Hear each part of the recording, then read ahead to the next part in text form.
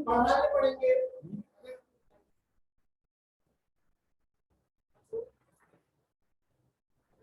कमाओगे नहीं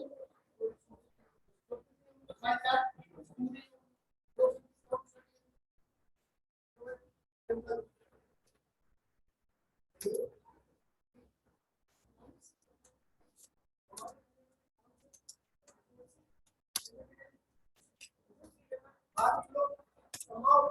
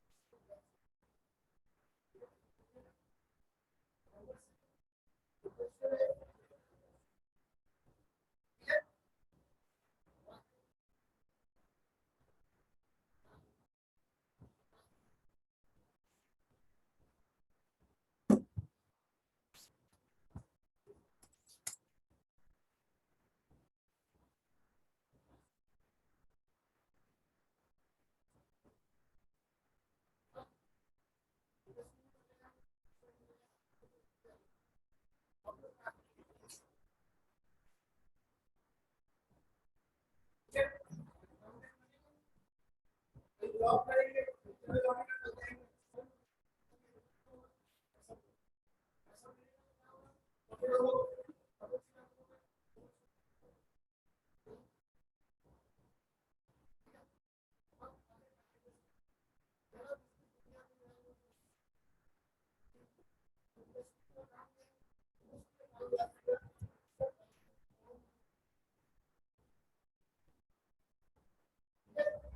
यूटिलिटी का मतलब पता है? नहीं पता। यूटिलिटी का मतलब पता है? तुम साड़ी पहनते हो क्यों? अब साड़ी की दुकान है, सेल लगी हुई है, 1000 रुपए में साड़ी ले जाए बनारसी, आप लोग क्यों? क्योंकि आपके लिए उसमें कोई यूटिलिटी नहीं है। यूटिलिटी का मतलब होता है वांट सेटिस्फाइंग पावर, सही है? तो यूटिलिटी साड़ी में नहीं है आपके लिए। तुम सिगरेट पीते, सिगरेट खरीदोगे क्यों? क्योंकि उसमें कोई यूटिलिटी नहीं है। वांट सेटिस्फाइंग पावर होना चाहिए प्रोडक्ट के अंदर, हम तभी खरीदते हैं। शुगर की दवाई खाते हो क्यों? तुम्हारे लिए इसमें कोई यूटिलिटी नहीं है। तो इंसान जो है वही चीज खरीदता है जिसमें यूटिलिटी होती है।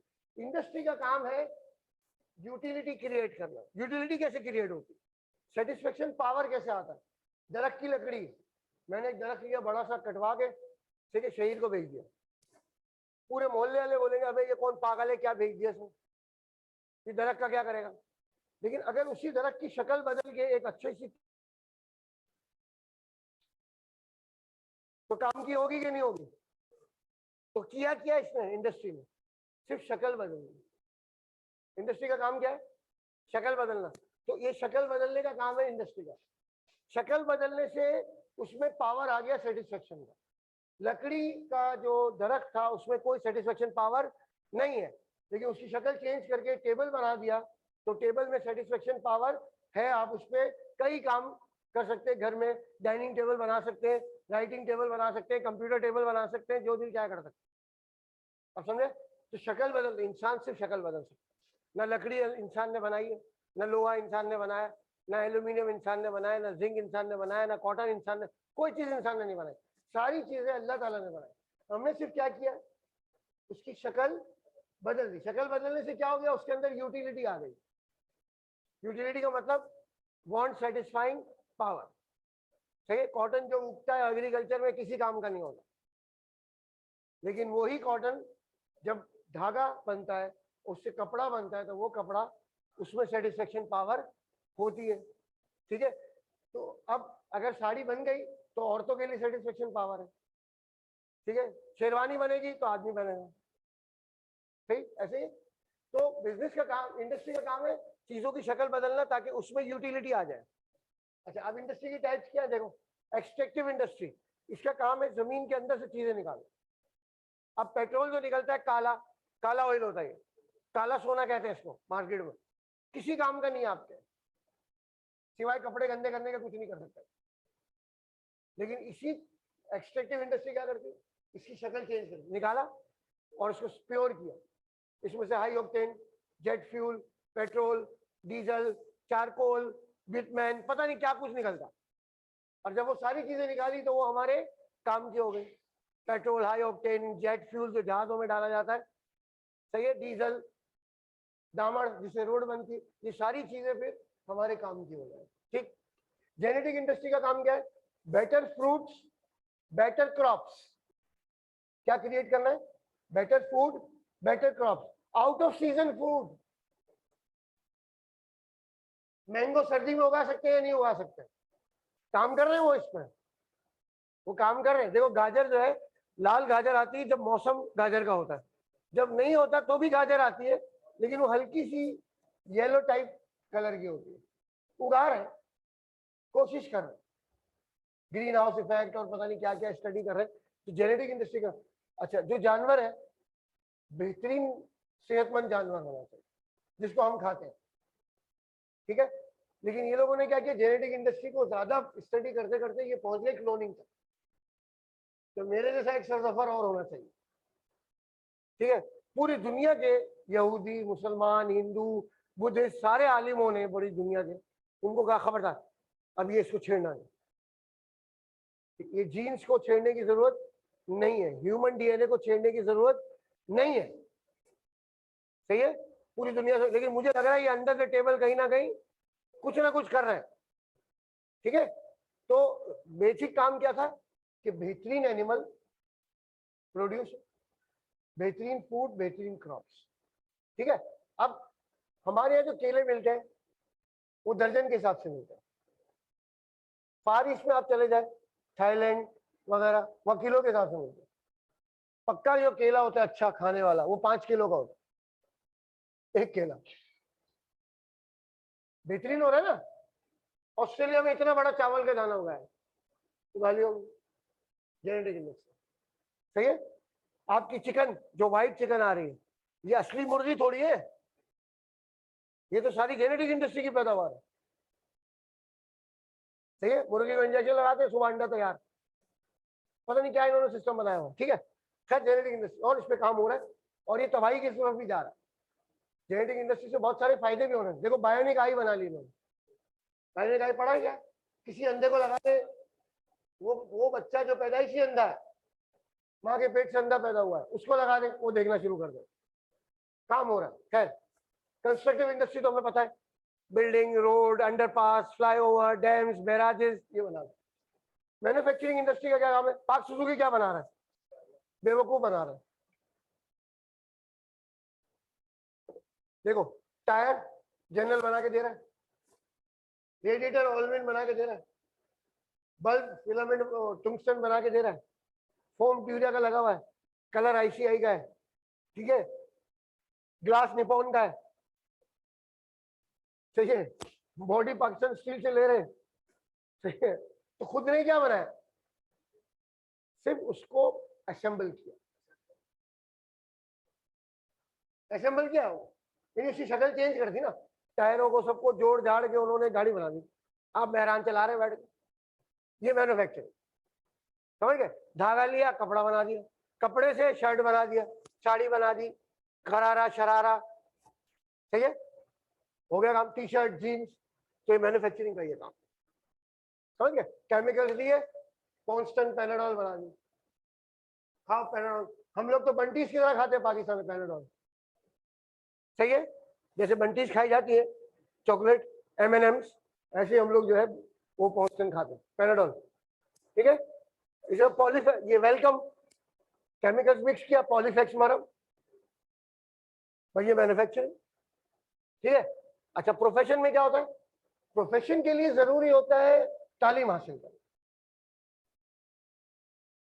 ठीक है। अब देखिए जो पंखे मैन्युफैक्चर कर रहे हैं गुजरात में, हमारा एशिया का सबसे बड़ा इंडस्ट्रियल यूनिट है पंखों का, दुनिया के बेहतरीन पंखे पाकिस्तान बनाते, और वहां पे बच्चे बच्चे को पंखा बनाना आता। हाँ, आपको ऐसा लगेगा तो मैट्रिक पास भी नहीं है, पंखे बनाने आते उसको। ठीक है। और अभी पाक फैन ने क्या हरकत करी, लाइफ टाइम वारंटी, जब पंखा रुक जाए जाके दूसरा ले आओ। तो ये जो है मैन्युफैक्चरिंग में मैट्रिक पास लोग भी काम कर, सही है। मेरे अब्बा पंखा बनाते थे, उन्होंने मुझे सिखा दिया, मैं बना रहा हूं। मैंने जाते जाते अपने बेटे को सिखा दिया, वो बना रहे गुजरात में। अच्छा, स्पोर्ट्स में देखो, सियालकोट बच्चा बच्चा फुटबॉल बनाना जानता है, चाहे उसने स्कूल पढ़ा हो ना पढ़ा, फुटबॉल बनाने आती है उसको। तो मैन्युफैक्चरिंग में बहुत से लोग ऐसे भी चल जाते हैं। प्रोफेशन में बिना एजुकेशन के नहीं चल सकते। सिंपल सी मिसाल है कि भाई कल से आपको कॉस्ट अकाउंटिंग पढ़ाने के लिए जो एक आई स्पेशलिस्ट आने वाले, तो आप लोग जाके आई क्यू में हंगामा कर दोगे कि भाई आई स्पेशलिस्ट का क्या काम है भाई, वो तो डॉक्टर है। अच्छा, वैसे बड़ा बदनसीब डॉक्टर होता है आई स्पेशलिस्ट, पता है आपको? पता है क्यों? सब उसको आगे दिखाते हैं, है ना, हर कोई उसको आगे दिखा के जा रहा होता। खैर, तो इसके लिए आपको चाहिए स्पेशलाइज्ड नॉलेज, कोई ना कोई degree, MBA, ACCA, CA, MBBS, eye specialist बनना हो तो FCPS करना पड़ता है मेरे ख्याल से, ठीक है ना, चाइल्ड स्पेशलिस्ट वगैरह वगैरह। लेकिन अच्छा, इस वक्त दुनिया में 20,000 के करीब प्रोफेशन मौजूद है, उसमें से कुछ हराम हम लोग नहीं कर सकते, लेकिन ओवरऑल डॉक्टर्स हैं, लॉयर्स हैं, इंजीनियर्स हैं। लॉयर लिखना भूल गया भाई, खालिद फरीद अब्बासी साहब देखेंगे तो नाराज हो जाएंगे, लॉयर्स नहीं लिखता कुछ में। ठीक है, ये नो बड़ा बिना पढ़ाई की आप नहीं बन सकते। जो आपकी मिडिल क्लास होती है ना किसी भी कंट्री की, वो इसके अंदर मौजूद है। सही है। इंडस्ट्री में या तो हाई क्लास लोग हैं, हाई प्रोफाइल लोग जिनका बहुत पैसा है, या लो प्रोफाइल लोग हैं जो सिर्फ वक्त मजदूरों की तरह काम कर रहे हैं। प्रोफेशन में आपको मिलेगा मिडिल क्लास का आदमी, तुम्हारे हमारे जैसे। सही है। वालिद साहब बैंक में काम करते हैं, बच्चे ACCA करके दूसरी जगह काम कर रहे हैं, ज्यादातर आप देखना, या बाप डॉक्टर है, बेटा भी डॉक्टर पढ़ रहा है, इस तरह करके जो आम मिडिल क्लास के लोग हैं वो इसके अंदर आपको नजर आएंगे पूरी दुनिया में। और यही मिडिल क्लास होती है जो किसी भी कंट्री की बैकबोन होती है। और हमारे जो पाकिस्तान की जो पॉलिटिक्स है, उसका मकसद है कि इसको बर्बाद कर दो बस, एक दिन खत्म हो जाएगी मिडिल क्लास पाकिस्तान से, या अपर क्लास रह जाएगी, या सब सारे के सारे लोअर क्लास में चल जाएंगे। कल मैं बड़ा हैरान हुआ एक बात सुन के किसी टीचर के मुंह से कि यार वो भाई मेरी क्लास एक ही दिन रखना, एक दिन में मुझे बुलाना तो 2 क्लास रखना। यार मेरा बहुत पेट्रोल जाया होता है, पेट्रोल जाया नहीं हो रहा बेचारे का, पेट्रोल उसको महंगा पड़ रहा, समझे।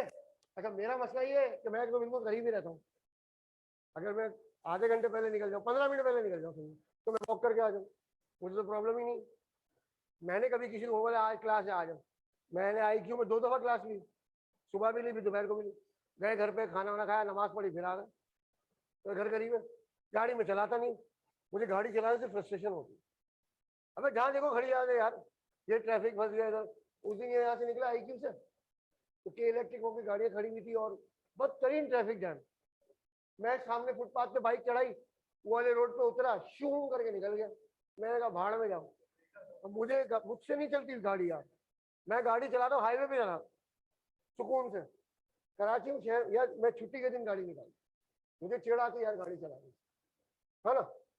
तो वो बेचारे अब पेट्रोल महंगा हो गया उनको, कॉस्ट ऑफ लिविंग जो है ना, ये प्रोफेशन का बहुत महंगा हो जाएगा, समझ गए, क्योंकि तनख्वाह इतनी स्पीड से नहीं बढ़ रही। अभी बोले बॉस को कि भाई पैसे बढ़ा दो, बॉस बोलेगा निकल ले भाई तेरे जैसे बहुत पड़े, समझ गए, तो कहाँ जाएगा आदमी। खैर, तो प्रोफेशन में स्पेशलाइज नॉलेज, ये भी एक आपके पास बिजनेस। अच्छा, अब कॉमर्स में आते हैं। मैं हमेशा बच्चों को बोलता फख्र किया करो कि नबी पाक सल्लल्लाहु अलैहि वसल्लम का ताल्लुक कॉमर्स ग्रुप से, क्योंकि वो ट्रेडिंग करते थे। ट्रेड का मतलब क्या है? बाइंग एंड सेलिंग, बस सिंपल। बेचा, खरीदा और बेचा, बस ये काम। ठीक, चेजअप, नाहिद, इम्तियाज, ये लोग सब क्या करते हैं? बाय करते हैं, सेल करते। सही। पैम्पर्स नाहिद ने नहीं बनाया, ऑलपर्स नाहिद ने नहीं बनाया, सही है। वो कैंड्रिल वो नाहिद ने नहीं बनाया, झाड़ू पड़े वहां पे वो नाहिद ने नहीं बनाया, कुछ नहीं बना था नाहिद, सही है। सिर्फ बाय और सेल। अच्छा, अब दो तरह की ट्रेड होती है, एक होम जो मुल्क के अंदर होती है, उसके अंदर क्या क्या है? Wholesale trade, retail trade. Wholesale में होता है कि एक आध प्रोडक्ट होती है जो बल्क में खरीद के वो बेच रहे होते हैं। जैसे आपके वो है पीक प्रिंस का जो होलसेलर है, वो सिर्फ पीक प्रिंस के बिस्किट खरीदता है और पूरे पाकिस्तान में डिस्ट्रीब्यूट करता है, एक प्रोडक्ट, ज्यादा दो। रिटेलर क्या करता है? बहुत सारी प्रोडक्ट छोटी छोटी करके बेच रहा है। अगर आप चेजअप पे चले जाए, एक पेप्सी मिल जाएगी, मिल जाएगी, एक साबुन लेने लग से मिल जाएगा। लेकिन आप होलसेलर के पास जाएंगे तो बोलेगा डब्बा उठा साबुन, एक साबुन नहीं मिला, समझ। अच्छा, फॉरेन ट्रेड में हमारे पास इंपोर्ट और एक्सपोर्ट, ये है ट्रेड खाली। लेकिन ट्रेड में जब ये शामिल होता है ना, तो उसको कहते हैं कॉमर्स, समझे। पुराने जमाने में ट्रेड होता था, नबी पाक सल्लल्लाहु अलैहि वसल्लम के जमाने में ट्रेड होता था, ट्रेडिंग करते थे। और वो हजरत बीबी खदीजतुल कुबरा का सामान जो है वो लेकर गए। मैसरा जो उनका गुलाम था, उसने बहुत तारीफ करी। हजरत खदीजतुल कुबरा ने जो है शादी का रिश्ता भी किया, बताया था ना मैं लास्ट टाइम क्लास। तो इसका मतलब है ट्रेड तो बहुत पहले से हो रही थी, लेकिन उस जमाने में जो ट्रेड थी वो बहुत स्लो थी, समझ गए। हिंदुस्तान गए सामान लेने, वापस आए 3 साल निकल गए, सही है। गए थे बच्चा छोड़ के 1 महीने का, वापस आया बच्चा इतना बड़ा हो गया, बोले ये कौन है? बोले ये अब्बू है। अच्छा, ये अब्बू है, हो गया, ये हाल हो जाता है। अच्छा, अब ट्रेड को तेज करना, ट्रेड को तेज करने के लिए ये सर्विसेज शुरू हुई। तो ट्रेड को और सर्विसेज को मिलाकर कॉमर्स करार दिया, समझ गए। ये सर्विसेज शुरू ही ट्रेड को फास्ट करने के लिए। नबी पाक सल्लल्लाहु अलैहि वसल्लम के दौर में ऊंट, घोड़े, गधे, हाथी इस्तेमाल होते थे ट्रांसपोर्ट के लिए, ज्यादा शिप। आज आपका ट्रांसपोर्टेशन देखो कहां पर पहुंच गया। आपका रोड ट्रांसपोर्ट है, ट्रक, बस, रेलवे है, एयरवेज है, मोटरवेज, वाटर से आपका जहाज, दरिया, इसमें आपके, और बताओ इससे मॉडर्न पाइपलाइन, पाइपलाइन भी तो है ना ट्रांसपोर्ट। ईरान से बिछी हुई पाइपलाइन, हम ले नहीं रहे डीजल, उन्होंने वहां से नल खोला, हमने यहाँ से नल खोला, डीजल आ गया। आपके घर में गैस आ रहा है, पानी आ रहा है, कैसे ट्रांसपोर्ट हो रहा है? पाइपलाइन। तो आज ट्रांसपोर्टेशन आपका बहुत फास्ट और कंड्यूसिव हो गया, समझ गए। अच्छा, जब फॉरेन ट्रेड करते हैं हमें चाहिए डॉलर, डॉलर कौन प्रोवाइड करेगा? बैंकिंग। अच्छा, बैंकिंग हमें दो काम करके देता है, डॉलर भी देता है प्लस वो हमें लोन्स भी प्रोवाइड करता है, माल उठाने में करता है ना। तो आपको माल चाहिए, जो भी सारा एलसी जितना फॉरेन ट्रेड बैंकिंग की जरूरत पड़ती है। माल आपका डूब गया समंदर में, जहाज गिर गया, रेल का एक्सीडेंट हो गया, रोड में एक्सीडेंट हो गया, माल आपका इंश्योर्ड है, आपको टेंशन नहीं है, जल गया तो जल गया, ला भाई पैसे दो। अच्छा, फिर एडवर्टाइजिंग, कैसे बताएंगे आप कि आपकी प्रोडक्ट मार्केट में मौजूद है आपके पास बेचने के, तो उसके लिए एडवर्टाइजिंग। अच्छा, कानून पता है आपको इंपोर्ट एक्सपोर्ट का? मुझे भी नहीं पता। उसके लिए क्या चाहिए होता है? मर्केंटाइल एजेंट, यानी क्लियरिंग फॉरवर्डिंग एजेंट, ठीक है। अगर चाइना से माल ला रहे हैं, चाइना से आपको अपॉइंट करना पड़ेगा फॉरवर्डिंग एजेंट। पाकिस्तान में जब माल पहुंचेगा तो आपको चाहिए होगा क्लियरिंग एजेंट, जो माल आपको कस्टम से क्लियर करवा के दे। इन सारे लोगों ने क्या किया? ट्रांसपोर्ट को, ट्रेड को फास्ट कर दिया, फटाफट माल पहुंचता है, आ रहा है, जा रहा है पूरी दुनिया में। और अब आप सोचोगे नबी पाक सल्लल्लाहु अलैहि वसल्लम के दौर में जो ट्रेडिंग थी उसका लेवल क्या था? वो स्लो थी, बहुत मसले मसाइल थे, सारे मसले मसाइल थे। लेकिन हुआ ये, आज भी ये सारी चीजों के होते हुए भी मसले मसाइल कम नहीं हुए हैं, बल्कि बढ़ गए, समझ गए। तो इंसान जो है शैतान से आगे निकल गया, समझ गए। इंसान जो है, अब तो शैतान भी जो है ट्यूशन लेने पाकिस्तान आता है, ये हाल हो गया शैतान का। बोला अच्छा यार तुम तो हमसे ही बड़े नहीं। अच्छा एक और बिजनेस है एग्रीकल्चर। एग्रीकल्चर में आपके पास आ जाओ तो अब दुनिया में शुरू हो गया मॉडल फार्मिंग, यानी जितना ज्यादा फास्ट, वो जेनेटिक इंडस्ट्रीज को सपोर्ट कर रही है कि बेहतरीन हर चीज में मशीन्स का इस्तेमाल हो गया आपका, वो चावल साफ करने की मशीन और हर चीज की सफाई ब्यूटी उसमें अभी। लेकिन वो अच्छा ऑर्गेनिक फूड का एक नया दौर शुरू हो गया है। सही सारे मॉडल फार्म, बी कीपिंग, ये शहद की मक्खियां, उसके लिए आपको फार्म बनाना पड़ता है फूलों का। शहद की मक्खी को चाहिए फूल। अच्छा मजे की बात ये कि हमारे ही कुरान से लोगों ने सीखा है कि शहद के कई रंग होते हैं। अब वो तजर्बा करते हैं कि गुलाब के फूल से शहद बनता है, अगर मक्खी आसपास गुलाब के फूल में बैठती है तो शहद कैसा बनता है, मोतिये पे बैठती है तो शहद कैसे बनता है, मोगरा पे बैठती है तो शहद कैसे बनता है। आप समझ बात, वो लोग काम कर रहे हैं यार, समझ गए। अभी अल्ट्रासाउंड जो निकाला उन्होंने, कैसे निकाला, कुरान में लिखा हुआ कि हज़रत सुलेमान पैगंबर ने चूंटी से बात करी, चूंटी की आवाज सुनी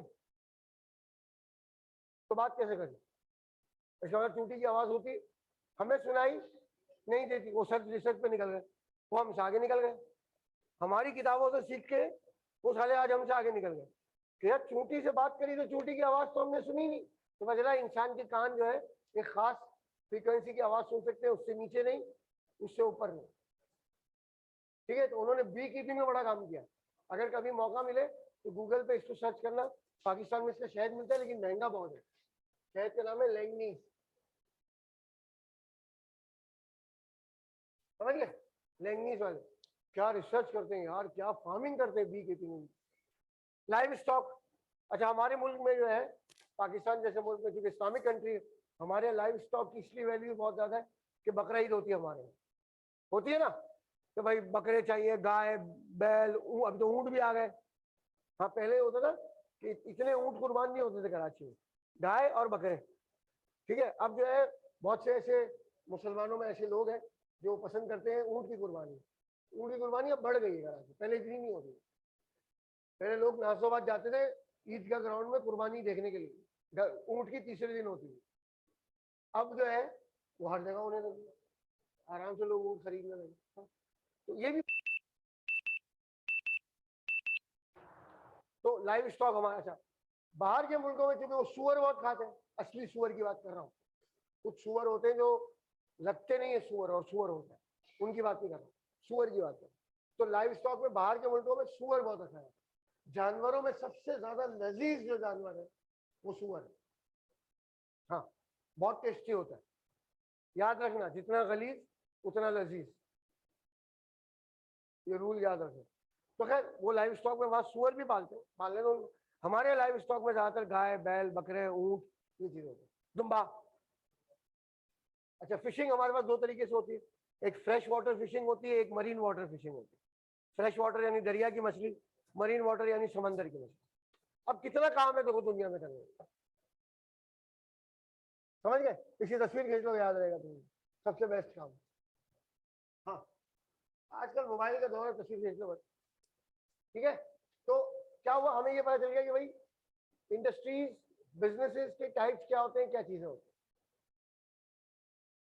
अच्छा लेकिन हुआ क्या देखो, वक्त के साथ ये सारी चीजें डिस्कनेक्टेड नहीं है, आप समझो बात, ये सब चीजें कनेक्टेड है। जैसे for example genetic industry support कर रही है इन सबको, एग्रीकल्चर को कर रही है। बैंकिंग जो है बनी थी किसके लिए, ट्रेड के लिए, डॉक्टर्स को भी सपोर्ट कर रही है, प्रोफेशन को, इंडस्ट्री को भी सपोर्ट कर रही है, एग्रीकल्चर को भी। तो ये सारी एक्टिविटीज जो है ना ये इंटर रिलेटेड है, लेकिन स्टार्ट कैसे हुई वो समझा दिया, आज सब गड़बड़ हो गई। सही है, आपको देखो इंटरटेनमेंट दुनिया की बहुत बड़ी इंडस्ट्री है, इंटरटेनमेंट, इतना शौक है हमें एंटरटेनमेंट का, ड्रामे मूवीज पता नहीं क्या कार्टून और ये वो हर चीज बन रही है, बन रही नहीं बन रही। मजे की बात ये कि बच्चों को कार्टून चैनल पता नहीं क्यों पसंद हो।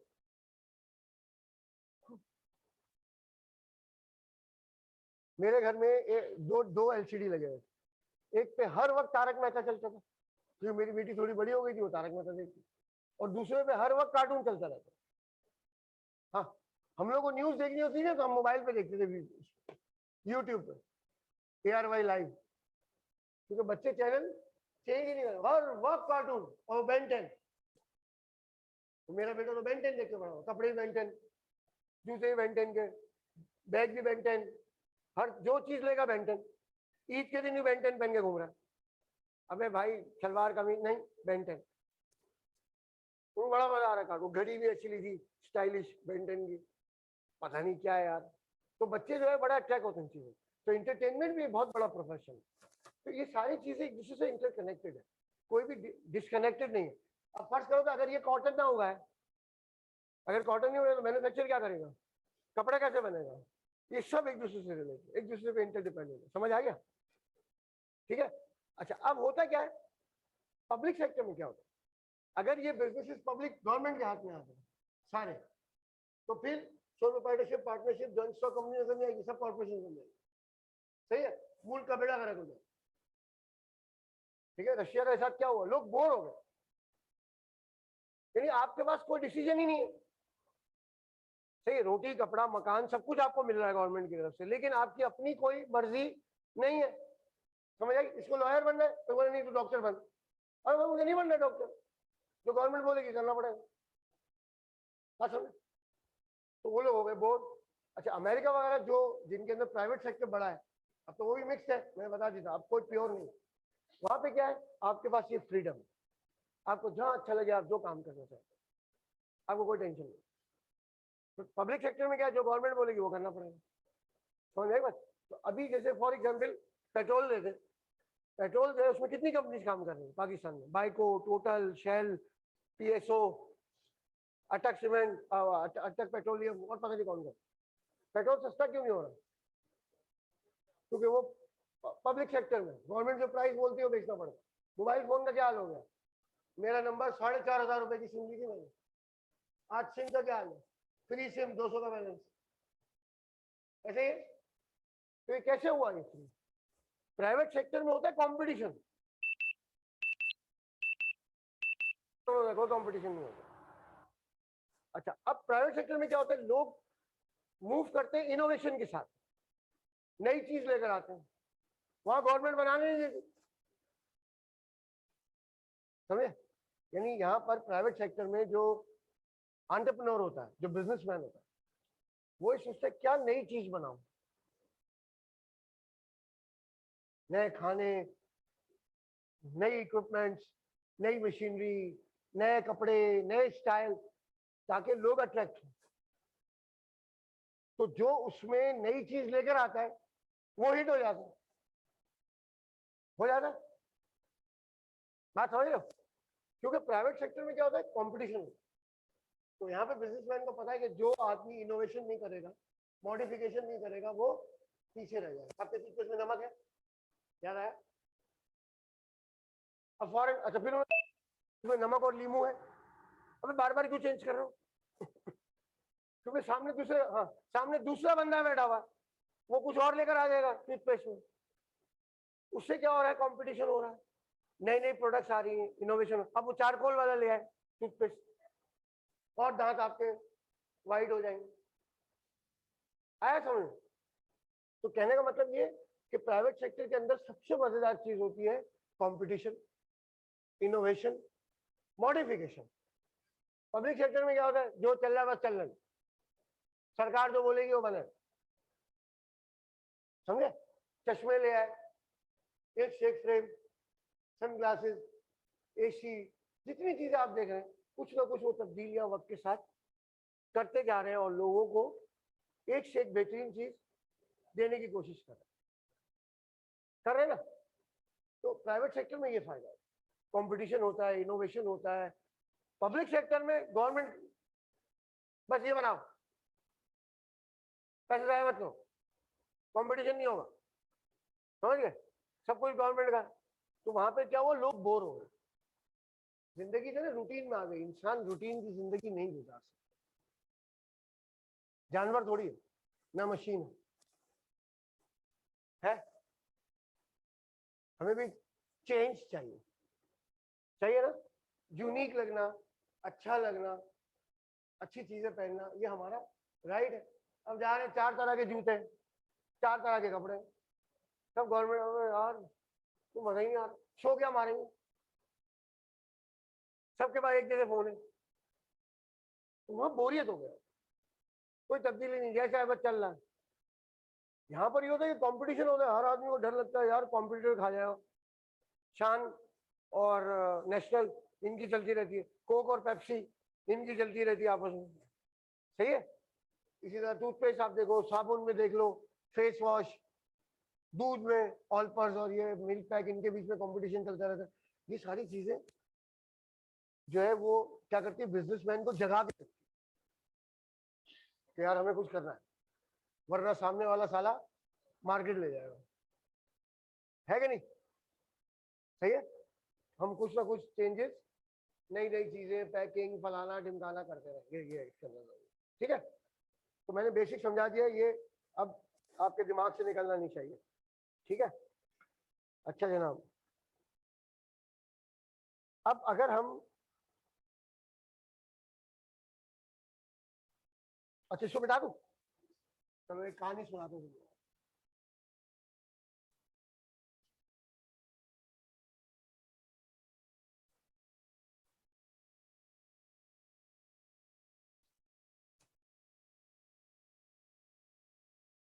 अब देखो ना, ये PIA हो गया, ये इदारे अगर कमाने लगे ना,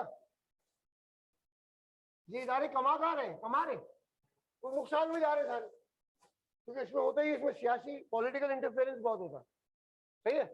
अच्छा पीपल्स पार्टी वालों ने जियाले भर्ती कर दी, नून लीग की गवर्नमेंट आई, पटवारी भर दिए, इमरान खान की गवर्नमेंट आई, खिलाड़ी भर दिए सारे, 10,000 एम्प्लॉइज की जगह है, उसकी जगह 1 लाख एम्प्लॉइज काम कर रहे हैं, तो PIA क्या प्रॉफिट करेगा, कर ही नहीं सकता।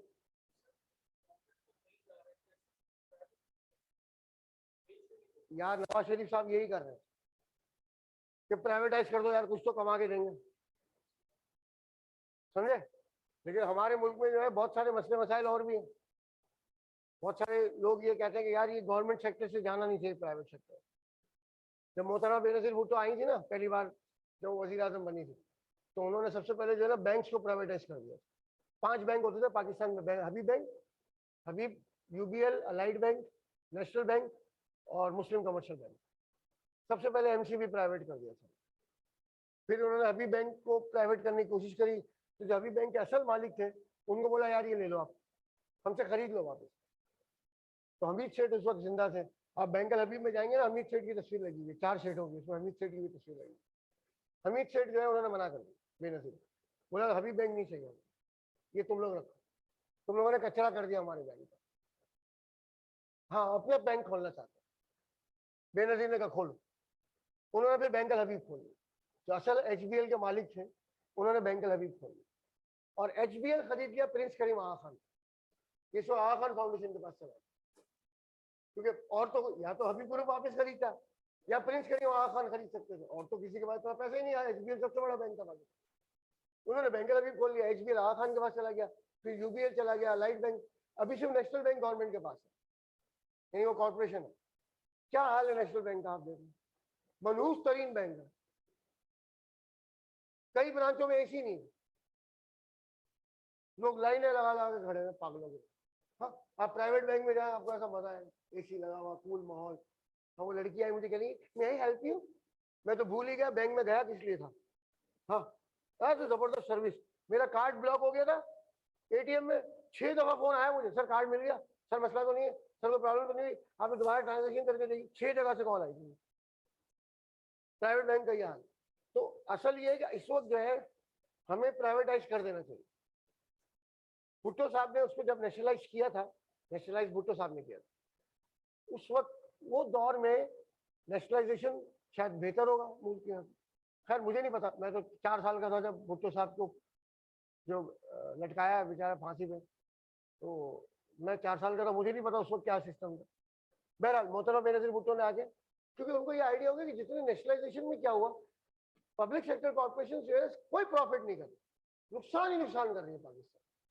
अमेरिका में जो कॉर्पोरेशन है सब प्रॉफिटेबल, समझिए, थोड़ी सी है क्योंकि वहां तो पब्लिक सेक्टर छोटा सा। चाइना में इतना बड़ा पब्लिक सेक्टर है लेकिन सब प्रॉफिट कर, समझ आएगा। हमारे यहाँ तो बैठ के सिर्फ एक ही काम है ना भाई, आप सरकारी पब्लिक सेक्टर में जॉब मिल गई, बस लूटो लपाटो, फिर जाके कनाडा में बैठ जाओ, वहां की मस्जिद की खिदमत करो, कनाडा की, हाथ में तस्बीह और टोपी, हम मीठे मुसलमान। ये पॉलिसी हमारी। हर आदमी पाकिस्तान से यही चाह रहा है जिंदा भाग जाए, तुरंत भाग जाए, कनाडा में जाके रहेंगे और मस्जिद की खिदमत करेंगे, यहाँ पे खूब लूट लपाट के चले जाते हैं। तो ये जो सिलसिला चला ना, इसने बेड़ा गर्क कर। हमारा मुल्क प्राइवेटाइजेशन में सही। भाई हमारे मोहल्ले में एक साहब रहते थे, जब हबीब बैंक नेशनलाइज था वो हबीब बैंक में जॉब करते, मैंने उनको जिंदगी में कभी बैंक जाते हुए नहीं देखा। कभी तो देखा हो ना कि सुबह उठ के वो बैंक जा रहे हैं। तो मैंने कहा भाई तू बैंक नहीं जाता? बोले जाता हूँ तनख्वाह लेने। इतनी इनकी बदमाशी। सही है, कराची की पार्टी में थे, सभी बैंक में जॉब कर रहे थे, जाते ही। अब प्राइवेट बैंक में क्या, मैं IQ में हूँ, अरे 2 दिन 3 दिन क्लासेस नहीं लूंगा, निकाल देंगे मुझे, चल पे चल। रोज बच्चे आगे बैठ रहे, जबर साहब क्लास ही नहीं ले रहे, CA के बच्चे वेट कर रहे हैं, ACC के बच्चे वेट कर रहे हैं, तू बैठ के मजिया कर रहा है, चल मैं निकल। आ क्यों नहीं रहा? निकाल देंगे या रखेंगे? निकाल देंगे। तो प्राइवेट सेक्टर में ये होता है, हर आदमी को काम करना पड़ता है। यहाँ पे एक हम काम भी कर ले, काम भी ना करे, पब्लिक में जॉब लग जाए, खूब लूटे लपाटे, कनाडा में बैठ जाए, यहाँ से पेंशन भी ले पाकिस्तान। रिजल्ट क्या हुआ? बेड़ा गर्क कर दिया हमने इकोनॉमी। हमारे मुल्क में प्राइवेटाइजेशन बेस्ट है। नेशनलाइजेशन उन कंट्रीज में होता है जहां पे लोग सिंसियर होते हैं अपने कंट्री से। समझिए बात है, हम लोग सिंसियर है। हमारे मुल्क का एक ही रूल है, एक हाथ में चूना, एक हाथ में मक्खन। कर देना चाहिए, मैं तो कह कर दे प्राइवेट या पब्लिक प्राइवेट कॉर्पोरेशन की पार्टनरशिप कर दो, सेमी गवर्नमेंट जिसको कहते हैं, वो बना ले। लेकिन उसको चलाए यार। जुल्फिकार अली भुट्टो साहब का कारनामा है वो पाकिस्तान स्टील में, कि रशिया ने बना के दिया हमें, रशिया मुंह ना लगाए किसी को, ऐसा कंट्री था वो, आज भी है। लेकिन भुट्टो साहब की वजह से उन्होंने हमें पाकिस्तान स्टील बना के दिया। इंडिया में एक शहर है राजकोट, राजकोट में जब आप CU पे जाते हैं, समंदर में जाते ना संडे को शाम को CU, जैसे मगरिब की अजान होगी या मगरिब का टाइम होगा, आपको सामने पाकिस्तान स्टील की लाइटें नजर आएंगी, राजकोट से नजर आती है। तो कितना बड़ा प्रोजेक्ट होगा। आप बोले समंदर में तो उजाला क्यों? बोले पाकिस्तान स्टील। नहीं, जो मेरा कजन राजकोट गया था वो देख कर आया खुद, बोले ऐसे नहीं किसी से सुना है। यार मैं तो हैरान हो गया, बोले सामने लाइटें नजर आती पाकिस्तान स्टील, कितना बड़ा प्रोजेक्ट होगा, रशिया ने बना के दिया। सही, भुट्टो साहब का बड़ा कारनामा। लेकिन क्या हुआ, हम इसको प्राइवेटाइज जब तक नहीं करेंगे, हमारे मुल्क में नेशनलाइज चीजें नहीं चलती, क्योंकि फिर इसमें पॉलिटिकल इंटरफेरेंस शुरू हो जाए। PIA प्राइवेट कर दे, अभी देखें, great people to fly with PIA। Emirates तो है ही PIA 2। सिंगापुर एयरलाइन हमने, एयर इंडिया को अपग्रेड हमने किया। एयर इंडिया का पता क्या होता है, न्यू दिल्ली पे सऊदी एयरलाइन का जहाज उतर रहा था नीचे और ताजिकिस्तान का जहाज ऊपर जा रहा था, यूं टकराए दोनों, खत्म। बहुत बड़ा एक्सीडेंट हुआ दिल्ली में, सऊदी गवर्नमेंट चल गई इंडिया में राशन पानी लेके। वो नहीं क्या हो रहा है भाई, उन्होंने कहा यार हमारा सिग्नल सिस्टम काम नहीं कर रहा है। PIA को कहा गया प्लीज यार एयर इंडिया का सिस्टम ठीक है, समझ गए। तो उस शाह फहद किंग अब्दुल्ला, उनके कहने पर हम लोगों ने, PIA ने एयर इंडिया को अपग्रेड किया, चाइना एयरवेयर हमने अपग्रेड किया, थाई एयरवेयर हमने अपग्रेड किया, सिंगापुर एयरलाइन हमारे पास है। दुनिया का पहला एशिया टू अमेरिका फ्लाइट चलाने वाले हम लोग थे। और हम तो कराची में खान कोच चलाते यार, जहाज के 15 घंटे जहाज को रखना, वो सब हमने किया PIA। आज PIA जहाज है, सही है, जी पायलट के पास लाइसेंस ही जाली, क्योंकि सियासी है, पूछने वाला कोई नहीं है। प्राइवेट होगा तो 50 चीजें चेक होंगी। हाँ, एयर होस्टेस है वो ऐसी मनूस बद शक्ल है यार। सरीने में हम गए, क्या एयर होस्टेस थी यार, हाँ, पानी पिलाया तो नशा हो जाए आदमी को, ऐसी खूबसूरत एयर होस्टेस। हमारी PIA वाली ले मर खा कम वक्त, ऐसी तो एयर होस्टेस थी। सही है, हाँ, ये फैक्ट है। इस वक्त हमें जरूरत है प्राइवेटाइजेशन। हमारा मुल्क सीधा ही चलता है प्राइवेटाइजेशन, समझे? हाँ भाई कल क्यों नहीं आएगा, और ऐसा हो सकता है कि महीने भर हमारा एम्प्लॉय जॉब पे नहीं, हम उसको सैलरी दे, बोले चल भी चल, काम करेगा तो पैसे मिलेंगे, समझ रहे बात? ठीक है। अच्छा अब आ गई बात प्राइवेट सेक्टर और पब्लिक सेक्टर। बेस्ट है पब्लिक सेक्टर, लेकिन वहां पर जहां पर लोग सिंसियर, चाइना में पब्लिक सेक्टर बहुत बड़ा, रशिया में पब्लिक सेक्टर बहुत बड़ा। अच्छा खैर, प्राइवेट सेक्टर में जो लोग कोई भी काम कर रहे हैं, इंडस्ट्री प्रोफेशन, ठीक है, ओनरशिप आपकी होती है सोल प्रोप्राइटरशिप, ठीक है, वन सिंगल ओनर, इसमें होता है वन ओनर। अच्छा, और दूसरा पार्टनरशिप,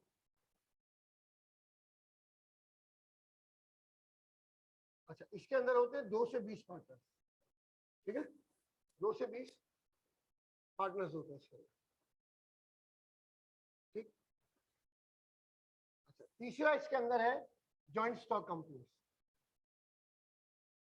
जॉइंट स्टॉक कंपनीज 2 तरह की होती है, इनको लिमिटेड लायबिलिटी कंपनीज भी कहा जाता है। 2 तरीके से होती है, एक होती है प्राइवेट लिमिटेड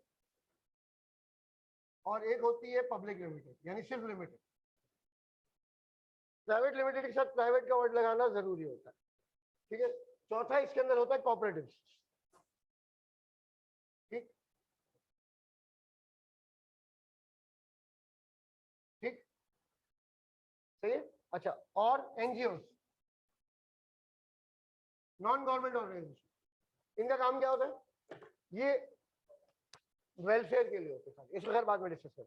अच्छा, अगर सोल प्रोप्राइटरशिप और पार्टनरशिप है, इन दोनों टाइप्स ऑफ बिजनेसेस में अगर हम देखें, सबसे बड़ा डिसएडवांटेज है अनलिमिटेड लायबिलिटी, दोनों का,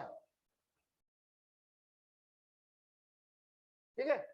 आपकी दुकान थी, अल्लाह न करे जल गई, सही है, अब जितना माल पड़ा हुआ है, जिसने भी माल दिया था वो तो जल गया, वो तो पैसे मांगेगा ना आपसे, कहां से दोगे?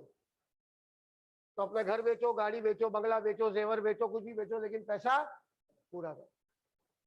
पर अगर आपकी दुकान थी 10 लाख की, नुकसान आप करके बैठे 1 करोड़ का, अनलिमिटेड लायबिलिटी कहते हैं। पार्टनरशिप में ये फायदा होता है सोल प्रोप्राइटरशिप कि वो 1 करोड़ का नुकसान 2-3 पार्टनर में डिवाइड हो जाता है। सोल प्रोप्राइटरशिप में सारा अकेला उठाना होता है। बहरहाल दोनों की लायबिलिटी अनलिमिटेड होती है। इसकी वजह से जन्म हुआ joint stock company. Unlimited liability वो रीजन था जिसकी वजह से joint stock company. Joint stock company में ये होता है, आपने अगर 10 लाख की इन्वेस्टमेंट की, कंपनी डूब गई, आपके कितने पैसे जाएंगे? 10 लाख।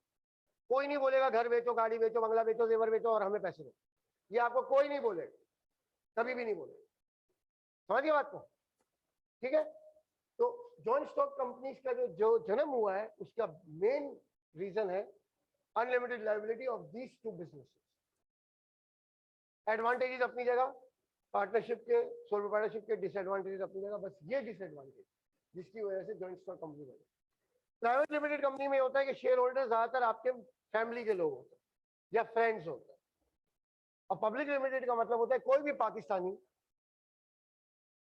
चाहे वो शिया हो, सुन्नी हो, वहाबी हो, बरेलवी हो, देवबंदी हो, हिंदू हो, मुसलमान हो, ईसाई हो, समझे, सराइकी हो, पंजाबी हो, पठान हो, कोई मतलब कौमियत से हो, मजहब से, कोई नहीं, जिसके पास पाकिस्तान का शनाख्ती कार्ड है वो इसमें शेयर होल्डर बन सकता है पब्लिक लिमिटेड में, ठीक है। पब्लिक लिमिटेड का पब्लिक सेक्टर से कोई ताल्लुक नहीं है, इसको ऐसे पब्लिक लिमिटेड कहते हैं कि आम आदमी इसका शेयर होल्डर बन सकता है।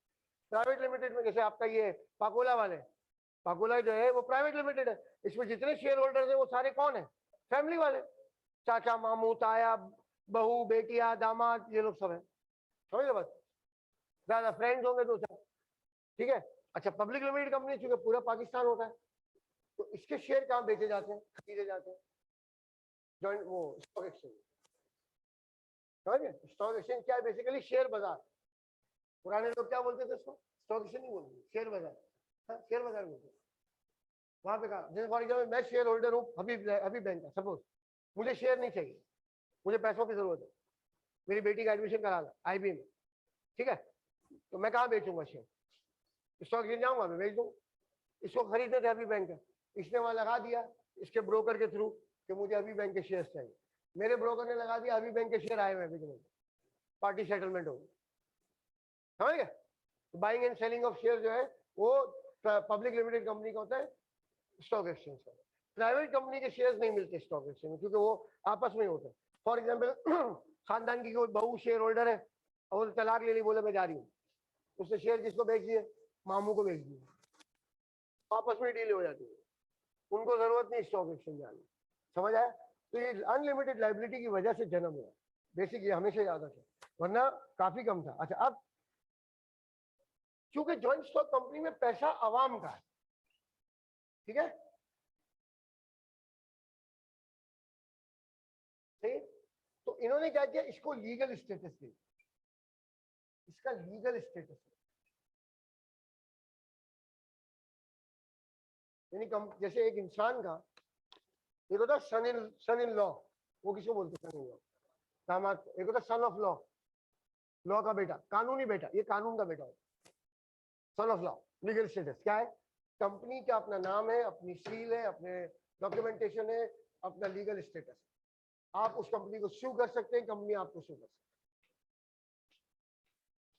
समझे। मैं इसकी मिसाल देता हूँ, फॉर एग्जाम्पल पार्टनर है, आप पार्टनरशिप में, हम सब चारों पार्टनर, ठीक है, हम लोगों ने नुकसान किया, भाग गए, ये कनाडा चली गई, अमेरिका चला गया, ये मिडिल ईस्ट चला गया, मैं फ्रांस चला गया, क्यों भागे भाई, अगर यहाँ रहेंगे तो जाओगा पैसे दे। वो पार्टनरशिप को थोड़ी जानते हैं, हम सब पर्सनली जिम्मेदार थे, अगर नहीं भरेंगे तो हम चारों को जेल में जाना पड़ेगा, भाग गए नुकसान करके, और क्या, ठीक है। पर्सनल कंपनी में क्या होता है, जिम्मेदार कंपनी होती है, समझ आई बात। बोला जब ये नुकसान हुआ उस वक्त अली रजा डायरेक्टर थे, बोला मैं तो रात को शेयर बेच के चला गया, मैं तो हो ही नहीं डायरेक्ट, जाओ जो होता है करना, समझ गए। तो केस जो होगा वो डायरेक्टर्स को नहीं होगा, शेयर होल्डर्स पे नहीं होगा, कंपनी पर होगा, कंपनी का अपना लीगल से। तो जो प्रेजेंट डायरेक्टर होगा आज तुम्हारे जाने के बाद, वो जाके जवाब दे, आगे समझ, इसलिए उसका लीगल स्टेटस है। क्योंकि शेयर होल्डर जो आम जो शेयर होल्डर है पाकिस्तान, वो तो चलाता ही नहीं कंपनी, उसको पता ही नहीं कंपनी है कहाँ, उसने खाली शेयर खरीदे बैंक के थ्रू, स्टॉक एक्सचेंज में बेचता है वो, उसको क्या पता कंपनी है कहाँ, इस्लामाबाद में कहीं होगी, मैं हमें क्या, ना वो चलाते ना उनको पता होता। चलाते कौन है, board of directors, board of director change होते रहते हैं, तो किसको पकड़ेंगे जाके, तो इसलिए नहीं, किसी उसको भी नहीं पकड़ सकता, इसलिए उन्होंने कहा कि कंपनी को लीगल स्टेटस देगी, कंपनी को नोटिस इशू होगा, हाँ भाई पैसे पेमेंट क्यों नहीं किया आपने, तो जो भी डायरेक्टर होगा वो जवाब देगा। और आगे बोला सर मैं तो अभी कल रात को तो नया डायरेक्टर बनाऊं, अभी देखता हूँ मामला, सही है, केस चल रहा था उसने भी छोड़ दिया, दूसरा डायरेक्टर आ गया, वो कोर्ट में जाके क्या बोलेगा, सर वो तो चले गए सही हिसाब से डायरेक्टर, वो तो चले गए, अब तो मैं आऊँ, मैं देखता हूँ, मैं भी चला गया, केस कंपनी पर हो। पार्टनरशिप और सोलो पार्टनरशिप में क्या है, आप पर्सनली जिम्मेदार, समझ गए, तुम चारों फ्रॉड करके या जो भी करके भागे थे पैसे भरो, वरना जेल जाओ, वहां कोई कुछ नहीं बोल सकता, समझे। अली रजा को पकड़ के ले गए, मैं तो डायरेक्टर ही नहीं हूँ, कल रात को मैंने शेयर बेच दिए, ये रसीद है स्टॉक एक्सचेंज की, कल भाड़ में जा, ये भाई, तो फिर अब किसको पकड़े, लीगल स्टेटस क्यों दिया है, पकड़े किसको, तो मैं कंपनी को पकड़ो, तो जो प्रेजेंट डायरेक्टर होगा वो आंसरेबल है, समझिए बात को। इसे देखो ना, ये जो बड़ी कंपनी होती है जॉइंट स्टॉक कंपनी, सब लोग लीगल एडवाइजर हायर करते हैं। मेरे साथ थे मुस्तफा सलीमी, लॉ पढ़ाते थे, मैं ये F1 F2 F3 पढ़ाता था, और मुस्तफा सलीमी जो है लॉ पढ़ाते थे F4, और ACCA में CA में भी पढ़ाते लॉ। ब्यूटीफुल मैन, वर्ड पे गौर करें आप, ब्यूटीफुल मैन। मेरी BMBS की क्लास छोड़ के मेरी क्लास की लड़कियां लॉ की क्लास में बैठी हुई, अब मैं लॉ तो पास कर लिया, वही से मुस्तफा सलीमी को देखने के लिए गए थे, इतना खूबसूरत ब्यूटीफुल मैन, ब्यूटीफुल तो लड़कियां होती है ना, मैन हैंडसम होता है, वो हैंडसम नहीं था, ब्यूटीफुल था, सही है। बताओ, मेरी क्लास छोड़ के मेरा सब्जेक्ट का एग्जाम देना, बैठी का लड़कियां लॉ में, मुस्तफा सलीमी को देखो, हाँ बताओ, वो भी लड़कियों के साथ तो जा रहे हैं, हलवा पूरी खा रहे हैं, मजे कर रहे हैं, जा रहे हो माशाल्लाह, बहुत LLB LLM legal adviser Pakistan state oil, ताकि जितने भी, क्योंकि legal state PSO is a public limited company, तो जो भी प्रॉब्लम्स होते थे कोर्ट में फिर जाके जवाब दे के आते, क्योंकि लीगल स्टेटस हर काम पे उनको बुलाया यार क्या करना। मेरे ख्याल है वो महीने में एक दफा जाते होंगे पीएसओ मुश्किल से, और 6-7 फिगर सैलरी थी उसमें। पीएसओ तो जाते ही नहीं थे, कभी चलेगा तो चलेगा। हाँ कोर्ट में कोई मसला हो, बैठे होंगे कोर्ट में, भरम जोन गया। मेरा भी एक मसला फंस गया था, तो मुझे कहेगा अबे क्या टेंशन है, मैं चलता हूँ तेरे साथ। मुझे यकीन नहीं था मेरे साथ चल पाऊँ, लेगा मुझे सिविक सेंटर, ये 5 मिनट हो रहे सिविक सेंटर वाले जो सलाम जो अरे सर, मुझे मुस्वा भाई, अरे मुस्वा भाई यार हो गया ना यार, आप आ गए ना, बस आपने बोल दिया ना हो जाएगा मसला, जफर भाई तो हमारे भाई हैं, इतने तो भरम जो सही। सिविक सेंटर में वो मेरी गाड़ी के डॉक्यूमेंट्स का मसला हो गया, 5 मिनट में हल हो गया भाई, वापसी आया अपनी फाइल लेके बदल। उनके सर LLB LLM बड़ा जबरदस्त टीचर था, आप लॉ पढ़े मजा आया आपको, जैसे खालिद फरीद अब्बासी बिल्कुल ऐसे लॉ के बेहतरीन टीचर, समझे। तो लीगल स्टेटस की वजह से वो क्या करते हैं, फिर लीगल एडवाइजर अपना हायर करके रखते हैं, ताकि ये मामला, क्योंकि डायरेक्टर का भरोसा थोड़ी, कल कोई और डायरेक्टर, परसों कोई और डायरेक्टर, चल हम नहीं है भाई, समझ आई बात। अच्छा अब होता क्या है कि जैसे जब कोई कंपनी बनती है ना, तो बनती कैसे ये सोचना जरूरी है। पाकिस्तान की बात करूं, एक बंदा है उसका नाम है रजिस्ट्रार ऑफ कंपनीज, ये एक इदारा है, जैसे निकाह रजिस्ट्रार होता है ना, ऐसे रजिस्ट्रार ऑफ कंपनीज भी होता है। इसका काम क्या है, आप इसके पास जाते हैं और बोलते हैं कि भाई हमें कंपनी खोलनी है, तो उसके लिए हमें चाहिए होते हैं 7 डायरेक्टर्स पब्लिक लिमिटेड के लिए, और प्राइवेट के लिए हमें चाहिए होते हैं 3 डायरेक्टर्स, ठीक है, समझ आए बात। और इसके साथ हमें मिलता है एक रजिस्ट्रेशन फॉर्म, ये हमें फिल करना होता है, ठीक है। रजिस्ट्रेशन फॉर्म के साथ हमें डालना होता है मेमोरेंडम ऑफ एसोसिएशन और आर्टिकल्स ऑफ एसोसिएशन, ये 2 डॉक्यूमेंट बनाना, तो ये हमें थोड़ी आते बनाना। तो हम लोग क्या करते हैं, प्रोमोटर्स को हायर करते हैं। प्रोमोटर्स ये आ रहा है, नजर आ रहा नहीं है, सारी नजर आ रहा है, ये नहीं है, ये होते प्रोमोटर्स। प्रोमोटर्स को हम हायर करते हैं। प्रोमोटर्स कौन लोग होते हैं, ये वकील होते हैं, जिनको पता होता है कि ये डॉक्यूमेंट्स कैसे भरने हैं। सही है, मैं मॉडर्न बैंकिंग पढ़ाता था, लेकिन आप मुझे बोले बैंक के डॉक्यूमेंट भर दो, मुझे नहीं आते। अरे मेरे को क्लर्क थोड़ी बैंक का, सही, छोटी छोटी चीज। इसी तरह जो गवर्नमेंट के पेपर्स होते हैं हर एक को नहीं भरने आते, वो सिर्फ वकील ही भर सकते। अब जो प्रोमोटर्स हमने हायर किए, और 7 डायरेक्टर्स पब्लिक लिमिटेड के लिए, 3 डायरेक्टर प्राइवेट लिमिटेड के लिए, और हमने ये रजिस्ट्रेशन फॉर्म भरा। अच्छा, पाकिस्तान में मौजूद है कंपनीज ऑर्डिनेंस 1983 मेरे ख्याल, खैर अब तो आ गया है कंपनीज ऑर्डिनेंस 2017 में रिवाइज हुआ, कंपनीज एक्ट 2017 में ये रिवाइज हुआ, ठीक है। अब हमें तो नहीं पता पूरा कानून, तो हम लोग क्या करते हैं, अच्छा अब मसला पता क्या है, कंपनी में हमें खोलना क्या है, नाम क्या रखेंगे, खोलेंगे कितना, कैसे, ऑब्जेक्टिव क्या होगा। अच्छा अगर आप बैंक खोल रहे हैं तो फिर आप बैंक के अलावा कोई काम नहीं कर सकते। कभी आपने सुना कि यूबीएल का शादी लॉन है, सुना, यूबीएल का स्कूल है, यूबीएल का पार्लर है, कभी सुना है? क्यों? अगर बैंक खोलोगे तो सिर्फ बैंक का काम करोगे। टाटा, इंडिया में जब टाटा बना उन्होंने क्या किया, उन्होंने अपना मेमोरेंडम ऑफ एसोसिएशन जो है बहुत बड़ा बनाया, हम इलेक्ट्रॉनिक्स का काम भी करेंगे, हम लोकोमोटिव का भी करेंगे, जो करना है कर लो, एक दफा लिख लो, इसमें तो लिख दिया तो चेंज नहीं होगा। आपने बोला हम सिर्फ गाड़ियां बनाएंगे, तो फिर आप बाइक भी नहीं बना सकते, न ट्रक बना सकते। टाटा ने क्या किया, लोकोमोटिव लिख दिया, हर चीज जो पहिए और इंजन से चलती है वो बनाएंगे, ठीक है। इलेक्ट्रॉनिक्स, इलेक्ट्रिकल, टाटा का मैं दिखाऊंगा आपको मेमोरेंडम ऑफ एसोसिएशन MOA, आप हैरान हो जाएंगे देख के, कितने पेजेस का। और यूबीएल का दिखाऊंगा 1 पेज का, क्योंकि बैंक को कोई और काम करने की इजाजत है ही नहीं, टाटा तो जो चाहे कर सकते, समझ गए। तो मेमोरेंडम जो है इस कंपनीज ऑर्डिनेंस में से अपने मतलब की बातें निकाल के लिखी, समझ गए?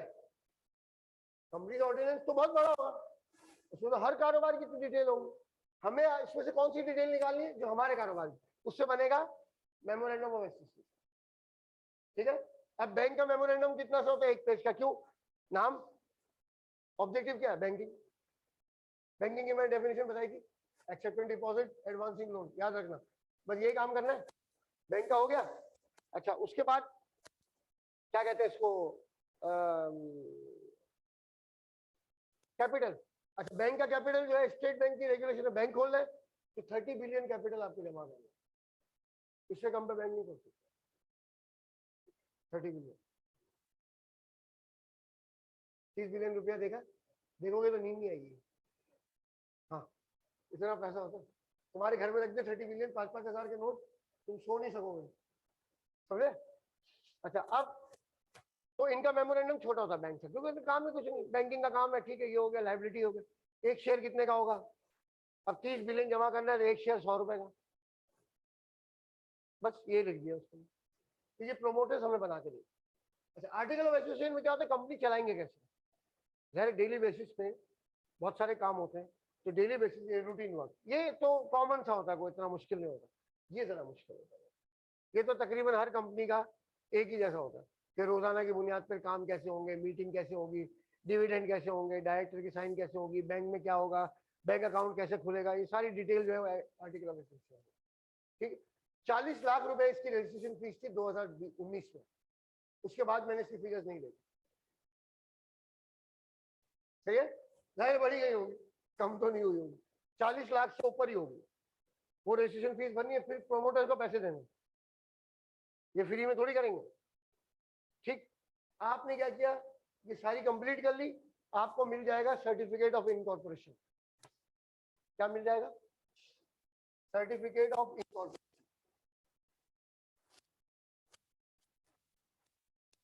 सर्टिफिकेट ऑफ इनकॉर्पोरेशन आपको। अब जो प्राइवेट कंपनी उसका काम खत्म, सर्टिफिकेट ऑफ इनकॉर्पोरेशन मिल गया, अब प्राइवेट लिमिटेड कंपनी खुद जाए अपने रिश्तेदारों को शेयर बेचे, पैसा जमा करें, कारोबार शुरू कर दें, खत्म, टेंशन खत्म। पब्लिक लिमिटेड कंपनी की टेंशन तो अब और आगे बढ़ेगी। अब इनको क्या करना होगा? पब्लिक लिमिटेड की बात कर रहा हूँ, प्राइवेट का काम खत्म, सर्टिफिकेट इनकॉर्पोरेशन मिल गया, अब आप शेयर अपने रिश्तेदारों को दे, उनके बदले में पैसे ले और उस पैसे से कारोबार शुरू कर दे, आपका काम खत्म। प्राइवेट लिमिटेड कंपनी का काम खत्म हो गया। पब्लिक लिमिटेड कंपनी को क्या करना होगा? अभी और काम करने पड़ेंगे। पहला, एनओसी लेना पड़ेगा स्टॉक एक्सचेंज से, स्टॉक एक्सचेंज को रिक्वेस्ट करनी पड़ेगी कि भाई हमारे शेयर में भी डील करें, ठीक है। उसके बाद वो प्रोस्पेक्टस छापना पड़ेगा, प्रोस्पेक्टस समझते ना, वो एक बुक छापनी पड़ेगी कि आप लोग कौन है, कहाँ से आए, क्या करें। अगर प्रोस्पेक्टस नहीं, अब तो खैर वो वेबसाइट भी आ गई, वेबसाइट बना लिया, ठीक है। अच्छा, उसके बाद या अखबार में दे दें, उसको कहते हैं प्रोस्पेक्टस, सॉरी स्टेटमेंट,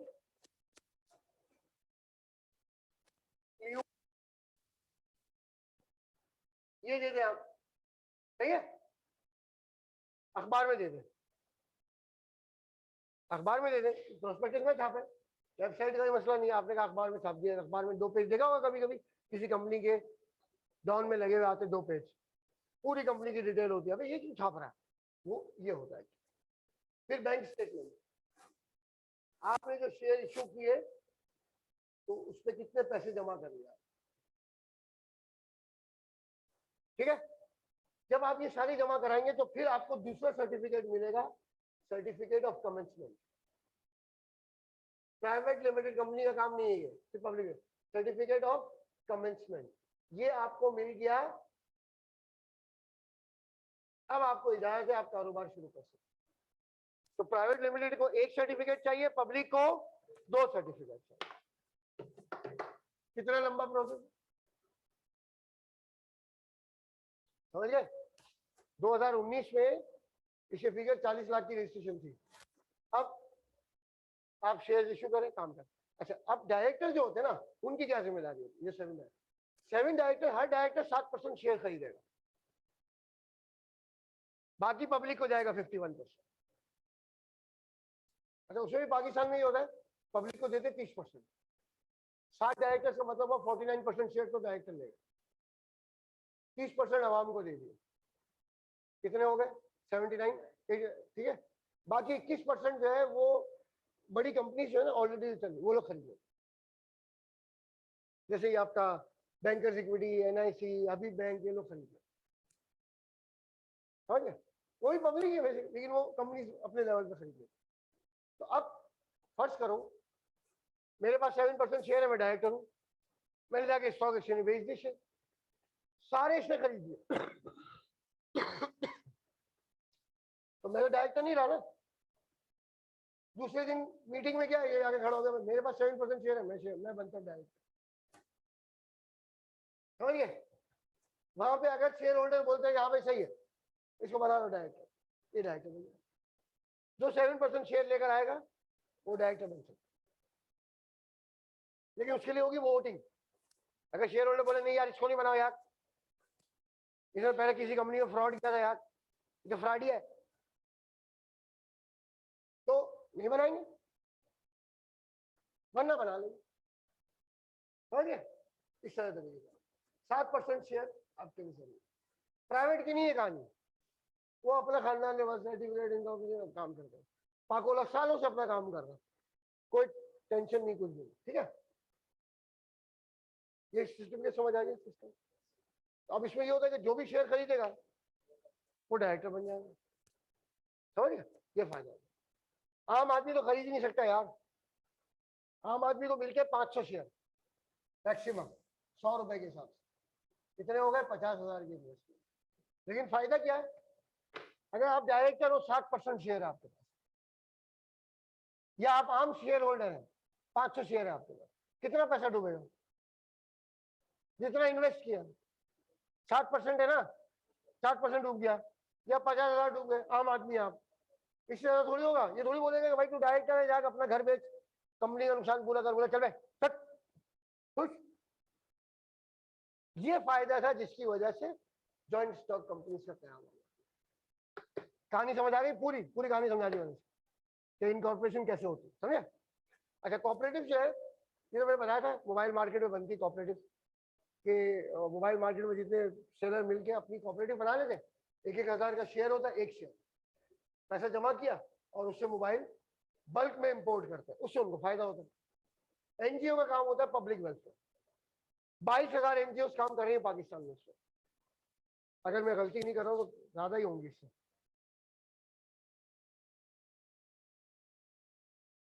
सही है।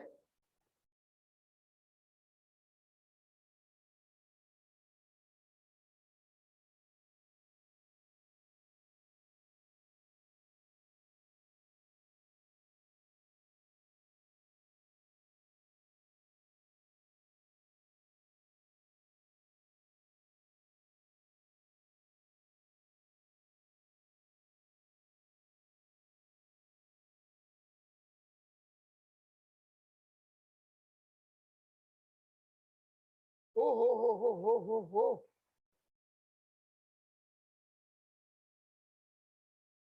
1 लाख से क्रॉस हो गई।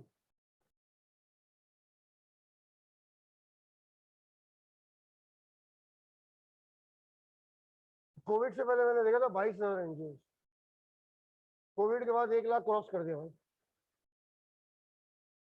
पाकिस्तान में। पूरी दुनिया में इस वक्त जो है 10 लाख नहीं 1 करोड़ एनजीओ काम कर रहे हैं पूरी दुनिया में, ठीक है। ये गवर्नमेंट से इजाजत लेके बनानी पड़ती है, एनजीओ बगैर इजाजत नहीं बन सकती, समझो बात को।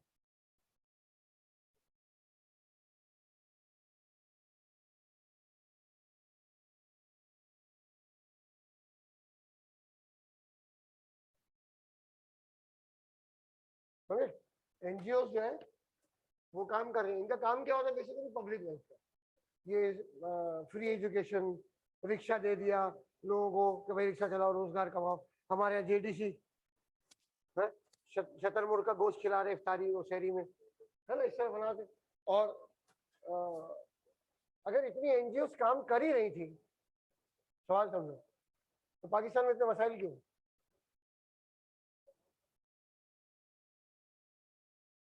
लोग इतने परेशान क्यों?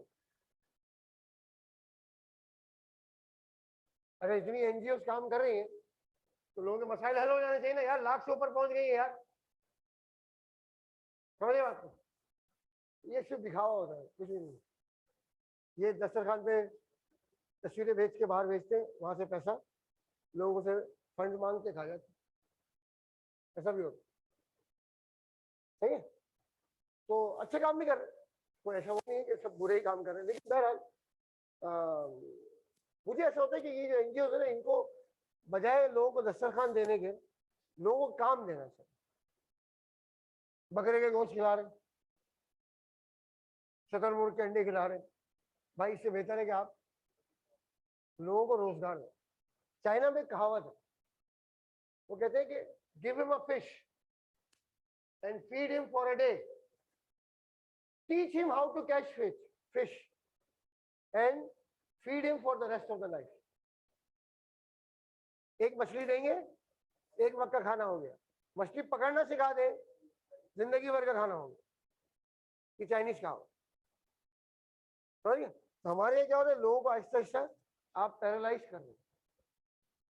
मैं आपको बताता हूँ, जिस दिन बांग्लादेश में सबसे बड़ी टेक्सटाइल इंडस्ट्री का इफ्तिताह हुआ, उसी दिन इंडिया के अंदर ब्लू ब्लू क्या नाम है इसका, आईफोन की फैक्ट्री का इफ्तिताह हुआ।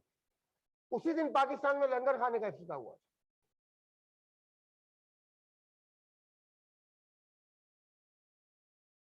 समझे? इंडिया में भी लंगर खाने हैं, लेकिन वो लंगर खाने एनजीओ चलाते, गवर्नमेंट नहीं चलाते। हाँ, हमारे तो माशाल्लाह गवर्नमेंट है, वो काम ही एनजीओ खोलना। लंगर खाने गवर्नमेंट का काम थोड़ी हो। हाँ, आप इंडिया जाएंगे ना, आपको कई सिखड़े मिलेंगे, कई मुसलमान मिलेंगे, कई हिंदू मिलेंगे, जिनका अपना किचन है, लोगों को खाना देते हैं। आप भूखे आगे ले जाए।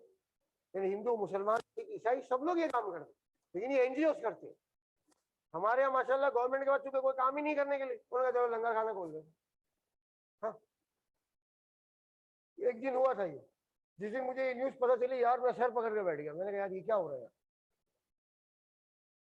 हाँ, तो वहां पे इंडिया में भी ऐसे काम होते हैं और लोग करते हैं। लंदन में होते हैं। लंदन में सबसे बड़ा दस्तरखान होता है जो इफ्तारी का लगता है, वो सिख लगाते हैं रमजान में। हाँ, सबसे बड़ी इफ्तारी सिख कराते। उनका क्या ताल्लुक है? बस प्यार है, दोस्ती है, मोहब्बत है। सबसे बड़ी इफ्तारी जो है लंदन में, वो सिख करवाते। तो ये तो हो रहा है काम। गवर्नमेंट क्या कर रही है?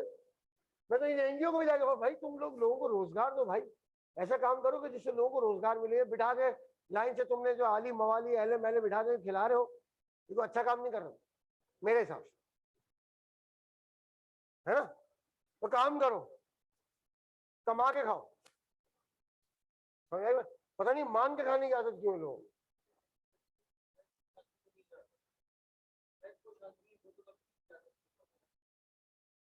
हाँ, ये भी एक दिन मेरे स्टूडेंट जो है वो मुझे बताने लगे, बड़ा मजा आया सुन के मुझे। कह रहे सर आज हमने शिलानी वो जेटीसी में खाना खाया, बकरे का कोरमा। तो कह लगे हमारे पास 2000 रुपए थे, हम लोग पहले होटल जा रहे थे, फिर हमने कहा यही खा लेते। तो हमने वो 2000 रुपए जेडीसी में को दे दिए, उनके डब्बे में डाल दिया और खाना खा लिया। बोले ये हमें ऐसा लगा कि खाना भी हो जाएगा और काम भी हो जाएगा। अच्छा लगा, मुझे चटपटा लगा आइडिया, लेकिन बहरहाल मुझे पसंद है। मुझे यार लोगों को आप इतना पावर दो कि वो काम कर सके। आपको पता है अभी एक साहब की फेसबुक पे तस्वीर आई थी, पेट्रोल पंप पे खड़े हुए, जो रिक्शा वाला आ रहा है ना उसको 1000 रुपए का पेट्रोल फ्री डलवा रहे मेरी तरफ। ये मुझे अच्छा लगा। इससे क्या होगा, रिक्शा वाला रिक्शा चलाने की कोशिश करे, क्या पेट्रोल तो फ्री मिला ना 1000 का, सवारी उठा, काम करो, कमा के खा, ये ज्यादा बेहतर। फैक्ट्रियां लगाओ यार, काम करो। बेड़ा गर्क कर दिया आपने मुल्क का, सबने मिलकर। समझ आई बात? तो अब ये जो है ना, जरूरत है प्यार की। हमारे मुल्क में कमी है कि लोग अपने वतन से प्यार नहीं करते।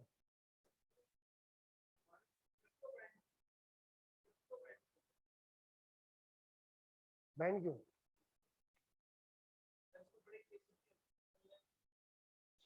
तुम ये समझा दो क्रिप्टो करेंसी ऑपरेट कहां से? खत्म हो गई बात, बात समझ आ गई बस।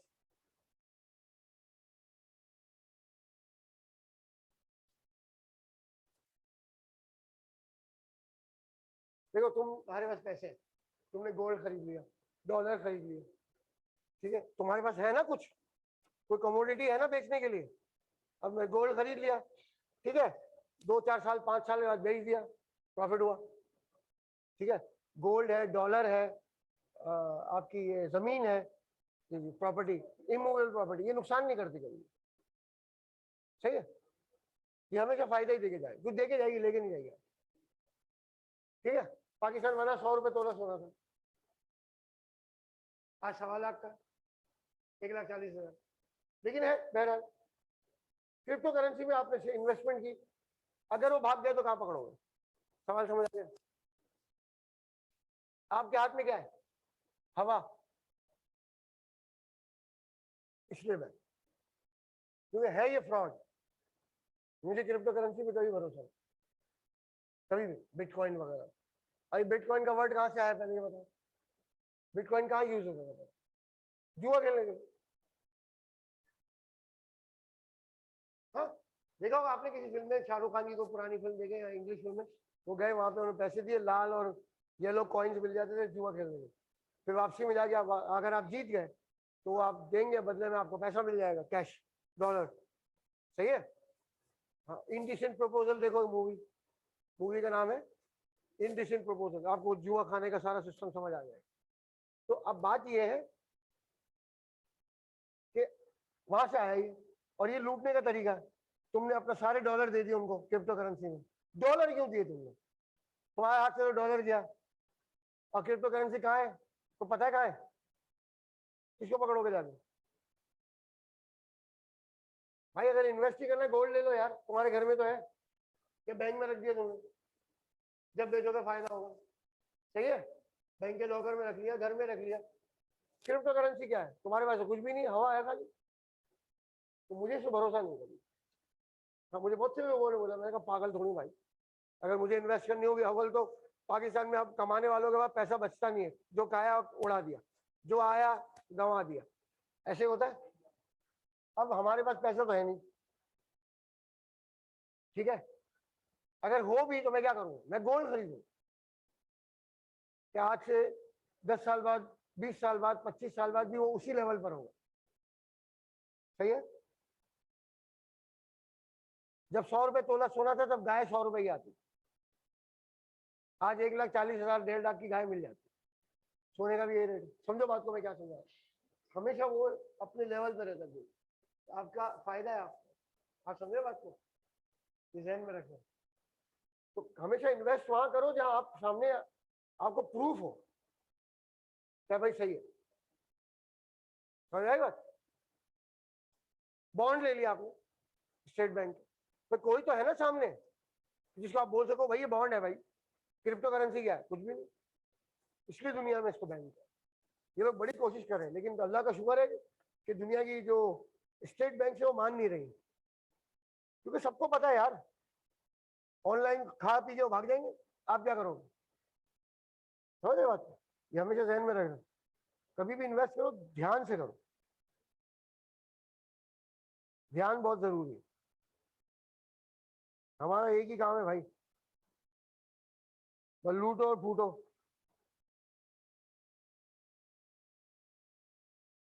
इसका रिजल्ट क्या निकलेगा? रिजल्ट यही निकलेगा, लूट के भाग जाएंगे, बाकी रोते रहेंगे बैठ के।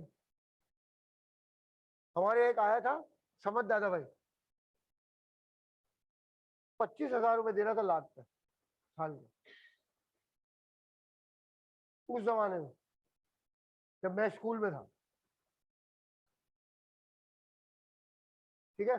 अब सीन सुनो, लोगों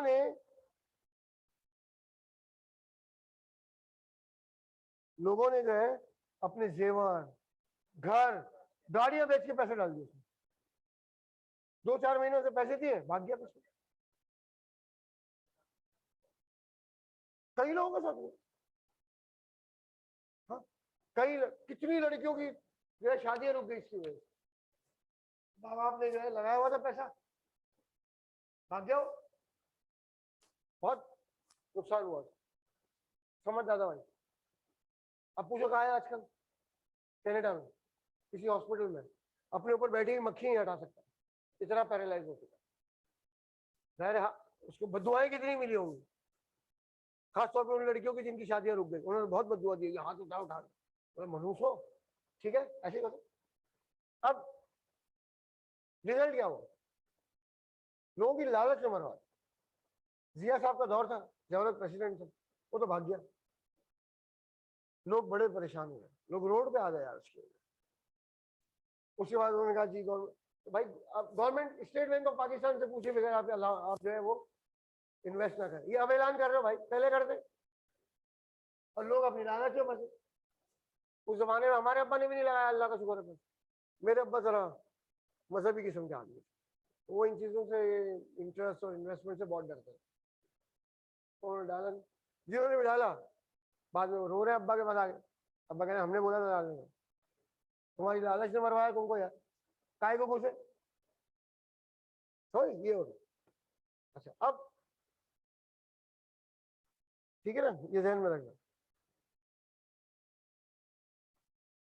अच्छा जनाब, तो एनजीओ से काम क्या है भाई? अच्छा, एनजीओ के जो एम्प्लॉइज होते हैं वो पेड होते हैं। एजी की जो गाड़ियां चलाते हैं भाई वो पैसे लेते हैं भाई, क्या उसका तो घर है भाई, वो अपना घर कैसे चलाएगा, ठीक है। अच्छा, फिर ये कि जाहिर इनको जो है वो चैरिटीज बहुत मिलती हैं, गवर्नमेंट की तरफ से ग्रांट्स भी मिलती है इनको, समझे। अच्छा उसके बाद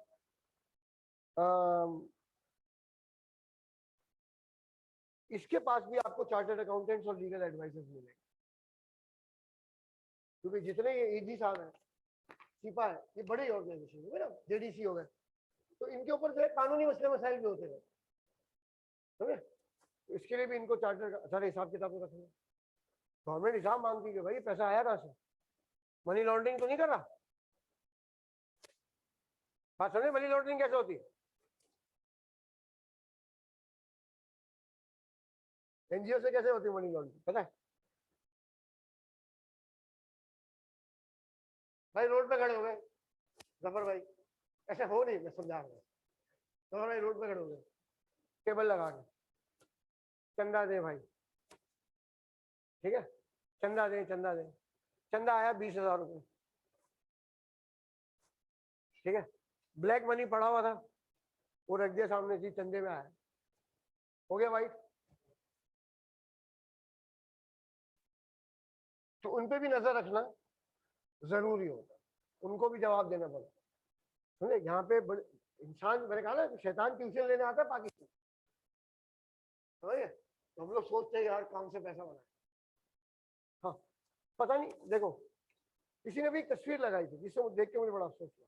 एले समझते हो, एले पतली गलियां होती है जिसमें गाड़ी ले जाने की इजाजत नहीं होती, आप वॉक करके चले। ऐसी कई गली आपको खारादर में, कराची में मिलेगी, तो वहां पे लोग फिर भी गाड़ी लेके घुस जाते हैं, बाइक लेके लोग घुस जाते हैं, हालांकि जाना नहीं चाहिए। एले में, पाकिस्तान का एले और स्पेन का एले दोनों दिखा,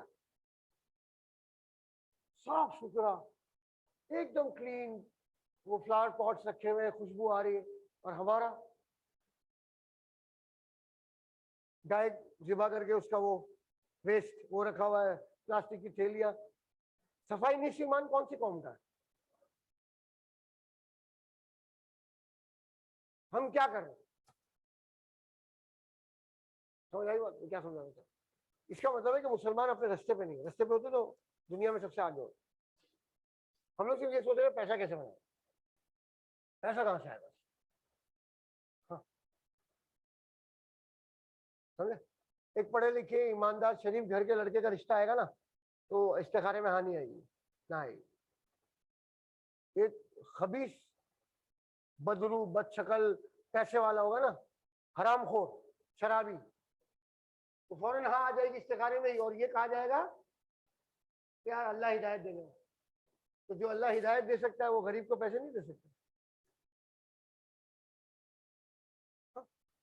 लेकिन हम लोग क्या प्रेफर करते हैं, हर चीज में पैसे को प्रेफर करते हैं। रिजल्ट ये खत्म हो गई हमारी कौम में। हाँ, पाकिस्तान यार सब 210 रुपए डॉलर हो गया यार, सोचो इकोनॉमी का क्या बेड़ा गर्क हो गया पाकिस्तान में। हाँ, समझे बात। और ग्रे लिस्ट से तो निकला है, अल्लाह बेहतर करेगा इंशाल्लाह, समझ आएगा। तो क्या करें यार, कुछ नहीं कर सकते। ओके, अच्छा जनाब, अब लिमिटेड लाइबिलिटी खोलते हैं। ये जो कंपनी है इसको लिमिटेड लाइबिलिटी कंपनीज भी कहा जाता है, जॉइंट स्टॉक कंपनीज को, ठीक है ना। अच्छा देखो, सोल प्रोप्राइटर, पार्टनर, ये दोनों कितना पैसा इन्वेस्ट कर सकते हैं? 30 बिलियन कर सकते हैं? हम कहां से लाएंगे 20 आदमी? और रिस्क कितना है? रिस्क अनलिमिटेड लाइबिलिटी, इसलिए जॉइंट स्टॉक कंपनी बनी। कैपिटल बहुत ज्यादा, बड़े बड़े प्रोजेक्ट्स हो सकते। अच्छा, इनकी बाइंग भी बड़ी फायदेमंद होती है, समझो बात। यानी 20 पार्टनर मिलके थोड़े से पैसों में कोई चीज मंगवा रहे हैं, और जॉइंट स्टॉक कंपनी 30 बिलियन के साथ कोई चीज मंगा रही, सस्ती कौन लेगा? जॉइंट स्टॉक कंपनी सस्ता पड़ेगा ना, तो पैसा बहुत है, माल ज्यादा मंगाएगा, ज्यादा माल मंगाएगा, ज्यादा डिस्काउंट्स मिलेंगे, समझ आएगा। लेकिन अच्छा, अगर कोई शेयर होल्डर मर जाता है, जेल चला जाता है, डायरेक्टर पागल हो जाता है, कुछ भी हो जाए, कंपनी बंद नहीं होती, ठीक है, ये फायदा है। शेयर ट्रांसफर हो जाते हैं, जिसके शेयर होल्डर नहीं रहे नहीं रहे, समझ आ रही बात। लेकिन डिसएडवांटेजेस क्या है? डिसएडवांटेजेस लीगल फॉर्मेलिटीज कितनी है? अभी तो ऑडिट भी है, हर साल ऑडिट रिपोर्ट बनानी है आपको, मस्ट। इसमें ऑडिट नहीं होता, इसमें नहीं होता, इसमें ऑडिट मस्ट होता, इसमें इसमें ऑडिट मस्ट है, जॉइंट स्टॉक करवाना ही पड़ेगा ऑडिट। तो तुम लोग जाके फिर ऑडिट करोगे सारा, मस्ट, कोई उसमें ऑप्शन नहीं है। और लीगल फॉर्मेलिटीज बहुत ज्यादा होती है, उसको कहते हैं क्रशिंग लीगल फॉर्मेलिटीज। यानी क्रशिंग का मतलब समझो, यानी दिमाग खराब कर दे आदमी का यार, इतनी लीगल फॉर्मेलिटी। आपने लिख दिया कि हम सिर्फ गाड़ी बनाएंगे, आप कुछ बना ही नहीं सकते, बंद नहीं कर सकते कंपनी आप, आपको सेनेट से इजाजत लेनी पड़ेगी, सुप्रीम कोर्ट ऑफ पाकिस्तान से इजाजत लेनी पड़ेगी, फ्लेक्सिबिलिटी नहीं है। यानी अब देखो ना, हम पार्टनर हैं चारों, हमने बिरयानी की दुकान खोल ली, थोड़ी देर मजा नहीं आ रहा, बाइक की दुकान खोल ली, मजा नहीं आ रहा, एसी की दुकान खोल ली, इसमें थोड़ी है, जो काम है वही करो। आपको गवर्नमेंट को प्रूफ करना पड़ेगा कि अब ये काम बेकार है, इसलिए हम ये कंपनी बंद करना चाहते हैं। गवर्नमेंट इजाजत देगी, पार्लियामेंट से इजाजत मिलेगी, प्राइम मिनिस्टर साइन करेंगे, चीफ जस्टिस साइन करेंगे, तब जाके कंपनी बंद होगी। समझे, इसको बंद करने में 2-2.5 साल लगेंगे। समझो, ये खोल लिया जॉइंट स्टॉक कंपनी तो ये गले पड़ जाए। कॉर्पोरेटिव का भी ऐसा है, एनजीओ का भी है, जवाब देने पड़ते हैं, ऑडिट्स कराने पड़ते हैं, लीगल फॉर्मेलिटीज होती है। सोलो पार्टनरशिप, कोई लीगल फॉर्मेलिटी नहीं। पार्टनरशिप में भी है, पार्टनरशिप एक्ट 1932 पार्टनरशिप में है, लेकिन ये कुछ भी नहीं बोलता आपको जब तक के झगड़ा ना हो जाए। पार्टनरशिप एक्ट 1932 कब अमल में आता है? अगर झगड़ा हो जाए। जैसे मैरिज एक्ट है, शादी का जो एक्ट है, वो कब अमल में आता है? जब लड़का लड़की कोर्ट पहुंच जाए कि भाई हमें नहीं रहना किसी को, या कोई मसला मसाइल, तब मैरिज एक्ट से फैसला होगा। मैंने आज तक मैरिज एक्ट पढ़ा ही नहीं, देखा ही नहीं, क्यों? क्योंकि हम दोनों मियां बीवी माशाल्लाह कोर्ट नहीं गए, मेरे अम्मा बाबा भी नहीं गए, मेरे सास ससुर भी नहीं गए। तो पार्टनरशिप एक्ट कब आता है? अगर मामला कोर्ट में जाएगा तो फिर पार्टनरशिप एक्ट खोला जाएगा, वरना कुछ नहीं कहता। समझ गया बात को? पार्टनरशिप हो गई। अभी कितने बजे? 1 बजने वाला है, 1 बजे से हम चारों पार्टनर हैं, काम शुरू। जॉइंट स्टॉक कंपनी खोलने में साल चाहिए, बंद करने में 2-2.5 साल। पार्टनरशिप हमने आज 1 बजे बना ली, कल शाम को हमारा झगड़ा हो गया, कल शाम को खत्म, खुदा हाफिज। आज बनाओ, आज कोई टेंशन नहीं, जब दिल चाहे खोल लिया, जब दिल चाहे बंद। पार्टनरशिप एक्ट उस वक्त बोलेगा अगर हम में से कोई कोर्ट में खींचेगा मामला, समझ गए?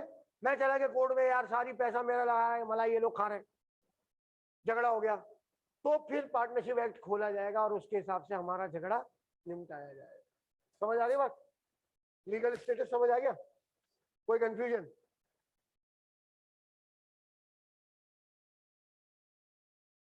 अच्छा जनाब, अच्छा आज के टॉपिक शुरू करते, लेकिन इसको खत्म नहीं कर, मिटा दो इसको। ये सारी डिटेल मैंने आपको समझा दी इसकी, बिजनेस की। एक काम, F1 की बुक है? बुक नहीं है, पीडीएफ भी नहीं है। लो, अब एक काम करना, ये मेरा नंबर लिखो,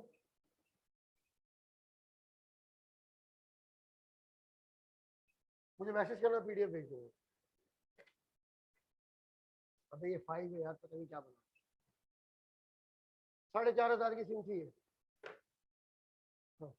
जब भी लिखता हूँ नंबर मेरा कलेजे चलता है। आज सिम फ्री में मिल रही है। ये साले सारे पैसे में लड़कियां खड़ी होती है खूबसूरत सी, जो उनकी सिम ले ले फ्री में। अच्छा, करना ये आपने जब भी क्लास खत्म हो, आपने घर जाके ये चैप्टर को, जो भी चैप्टर हम डिस्कस करें, उसको एक दफा रीड करना। याद करने का नहीं कह रहा हूं मैं, एक दफा रीड करना क्या जफर ने क्या पढ़ाया। और आपने अगर उसमें कोई चीज आपको प्रॉब्लम लगती है कि यार ये एक पॉइंट मेरे क्लियर नहीं हो रहा, वो आपने मार्क कर लिया और दूसरे दिन दूसरी क्लास में जब भी क्लास हो आप पूछ सकते हैं। ठीक है? अब ठीक है, अच्छा जनाब, अब मुझे मैसेज कीजिएगा, मैं आपको इसकी पीडीएफ भेज दूंगा। अच्छा जनाब, स्टेक होल्डर्स क्या हो?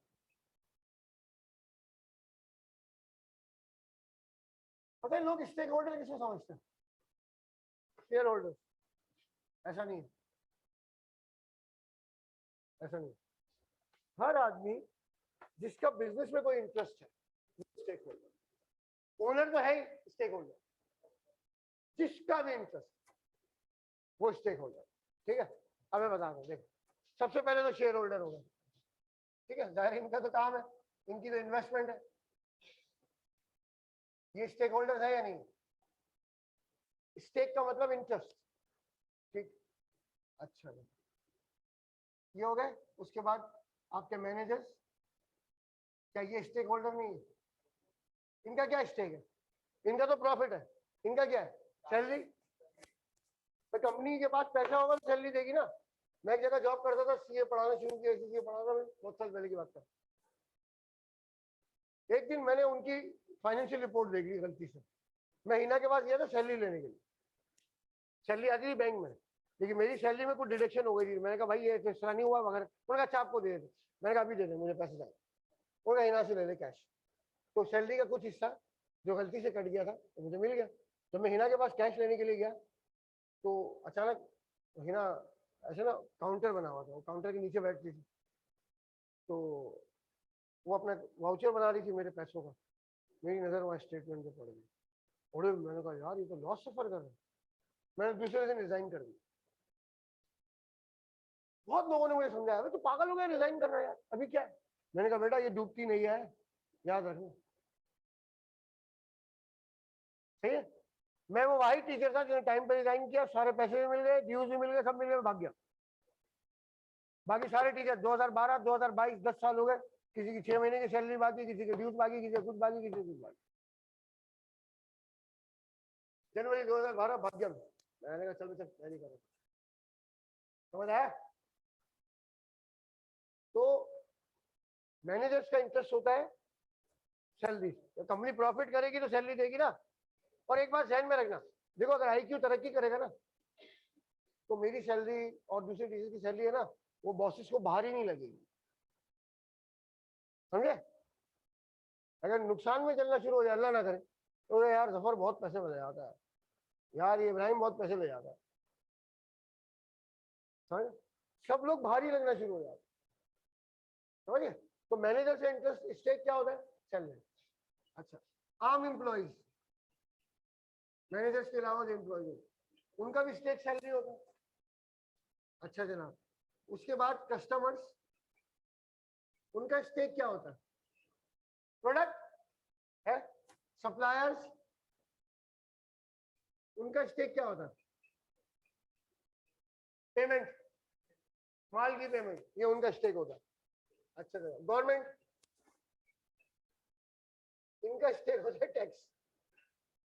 ठीक है? अच्छा वैसे एक बात है, टैक्स का निजाम जो है दुनिया को किसने सिखाया पता आपको? फिरौन ने। फिरौन ने सिखाया टैक्स का निजाम दुनिया को, फिरौन ने दिया। इस्लाम में कैसे आ गया समझ नहीं आ रही बात।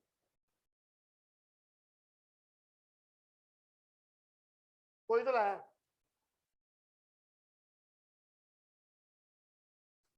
ठीक है, रिकॉर्ड हो रहा है, कोई फतवा लग जाएगा, ठीक है, लेकिन ये है कि कोई लाया है, कौन लाया है तो मुझे भी नहीं पता, लेकिन कोई लेकर आया। बहरहाल टैक्स का निजाम, गवर्नमेंट का जो है स्टेक है वो टैक्स। अच्छा उसके बाद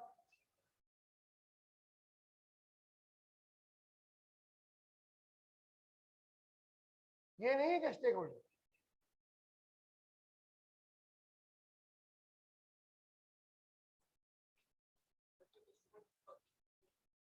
नहीं, वो आपके कस्टमर नहीं है,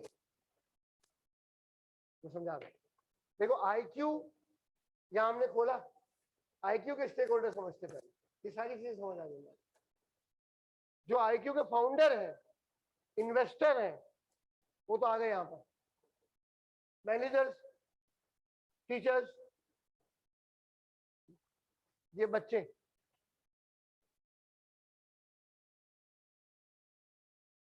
ये सप्लायर्स तो खैर यहाँ भी जाए, माल वाल आता जाता होगा, कभी एसी है वो, गवर्नमेंट। अब आ जाओ लोकल कम्युनिटी, आई कैप, कितना बिजनेस दे रहे हैं आप यहाँ से? आई कैप, एसीसी है, वो तो बाहर क्या है, तो लोकल भी नहीं है, वो तो इंटरनेशनल बॉडी है, वो भी स्टेक होल्डर है ना। कितना बच्चा दे रहे हो भाई एसीसी हर साल? बीकन हाउस जो है आपका सीनियर कैम्ब्रिज, गुलशन कैम्ब्रिज, सबसे ज्यादा बच्चा रजिस्टर होता है वहां पे ओ लेवल्स के लिए, कराची में। उनकी नजर होती है ना यार, बीकन का बड़ा बच्चा, इंटरनेशनल कम्युनिटी आपको, लोकल भी नहीं है। आई कैप है, एसीसी है, स्टेक होल्डर बन गया। ये तो बराबर में दो घर हैं, ये लोग भी स्टेक होल्डर है।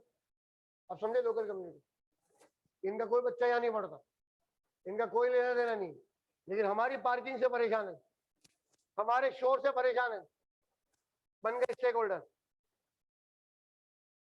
अलम में, अलम जहाँ खुला हुआ है बराबर में इस तरफ भी बिल्डिंग है, उन्हें शिकायत करी चली मेहरबानी को आगे सबने, इतना शोर,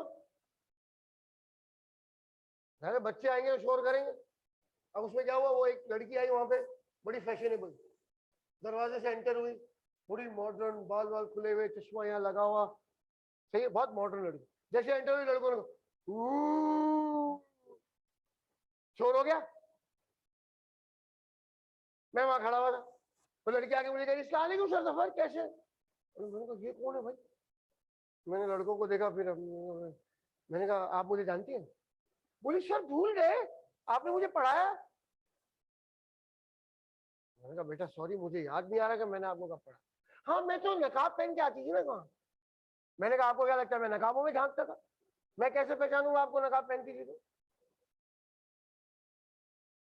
अब मैंने कहा आप नकाब कहाँ गया, तुमने इस्लाम छोड़ दिया, दूसरे मजहब में चली गई? कहीं सर क्या कह रहे हैं? नहीं, मैंने कहा फिर नकाब कहाँ है? बोले नहीं बस यहाँ जरूरत नहीं। अब मैं नकाब पहन के लड़की क्लास में आ रही हो सालों तक, मैं उसको कैसे पहचानूंगा कौन है? मैं क्या नकाब खोल खोल के देखता था, अजीब बात कर रही, सही है।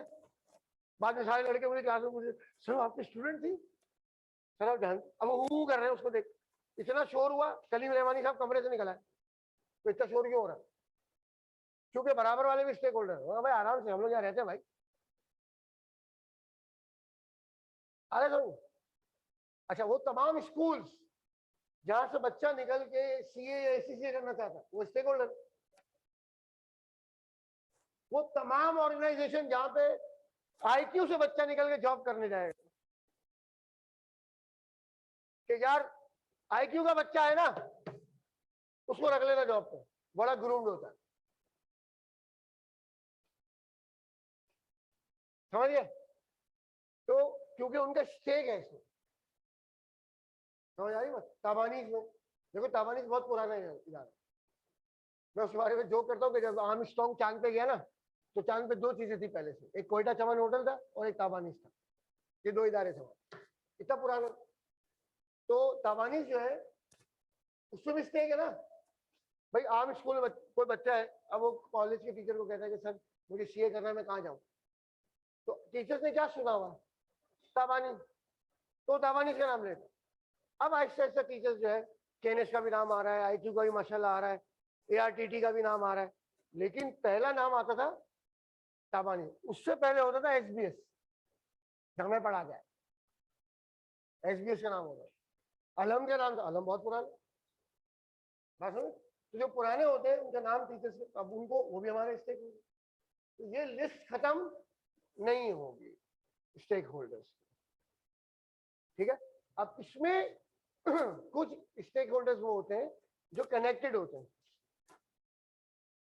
जैसे वो एनईडी होते हैं। आपको पता है एनईडी, नॉन एग्जीक्यूटिव डायरेक्टर, ठीक है।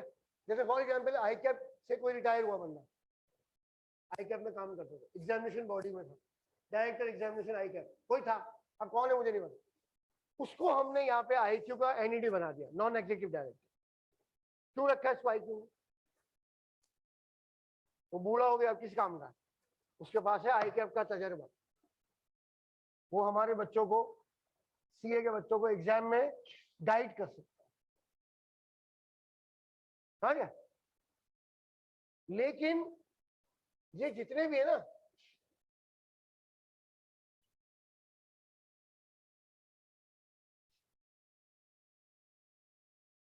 ये सब कनेक्टेड स्टेक होंगे, क्योंकि ये डिसीजन मेकिंग नहीं कर सकते। इनका हाई इंटरेस्ट तो हो सकता है, हाई पावर नहीं हो सकता, या हाई पावर हो सकता है, हाई इंटरेस्ट नहीं हो सकता, ठीक है। एम्प्लॉयज का बहुत इंटरेस्ट होता है ऑर्गेनाइजेशन, लेकिन उनके पास पावर कुछ नहीं होता। अभी अगर मुझे बुला के मुर्तजा कायद बोले आज के बाद यहाँ ना आईगी, तेरी शक्ल नहीं देखना चाहता है, तो मैं क्या कर सकता हूँ? कोई पावर नहीं मेरे पास, इंटरेस्ट बहुत है मुझे आईगी, पावर कुछ नहीं मेरे पास। कल से जोगी से बोल दे अंदर नहीं जाना, आपको मना किया अंदर जाना, खत्म हो गया, जीरो। सही है, ठीक है। डिसीजन मेकर कौन है? शेयर होल्डर्स, यानी डायरेक्टर्स आपके, और शेयर होल्डर भी सारे नहीं, जो डायरेक्टर बनेंगे वो, और मैनेजर। तुम लोग जाके अकाउंट्स मैनेजर बनोगे बड़ी बड़ी ऑर्गेनाइजेशन, तुम लोग स्टेक होल्डर डिसीजन में। हम लोग तो कनेक्टेड है भाई, कल बोले चल भाई चल तो बाहर निकल, ठीक है। हेल्पलेस, पावरलेस, इंटरेस्ट बहुत है ऑर्गेनाइजेशन। इसका मैट्रिक्स है, एक मैट्रिक्स है ये पावर इंटरेस्ट का, तो कभी कभी उसमें से एमसीक्यूज आ जाते हैं, तो वो मैं तुम लोगों को इंशाल्लाह नेक्स्ट क्लास में अल्लाह ने चाहा तो वो करवा दूंगा, ठीक है। तो मुझे मैसेज करना। तो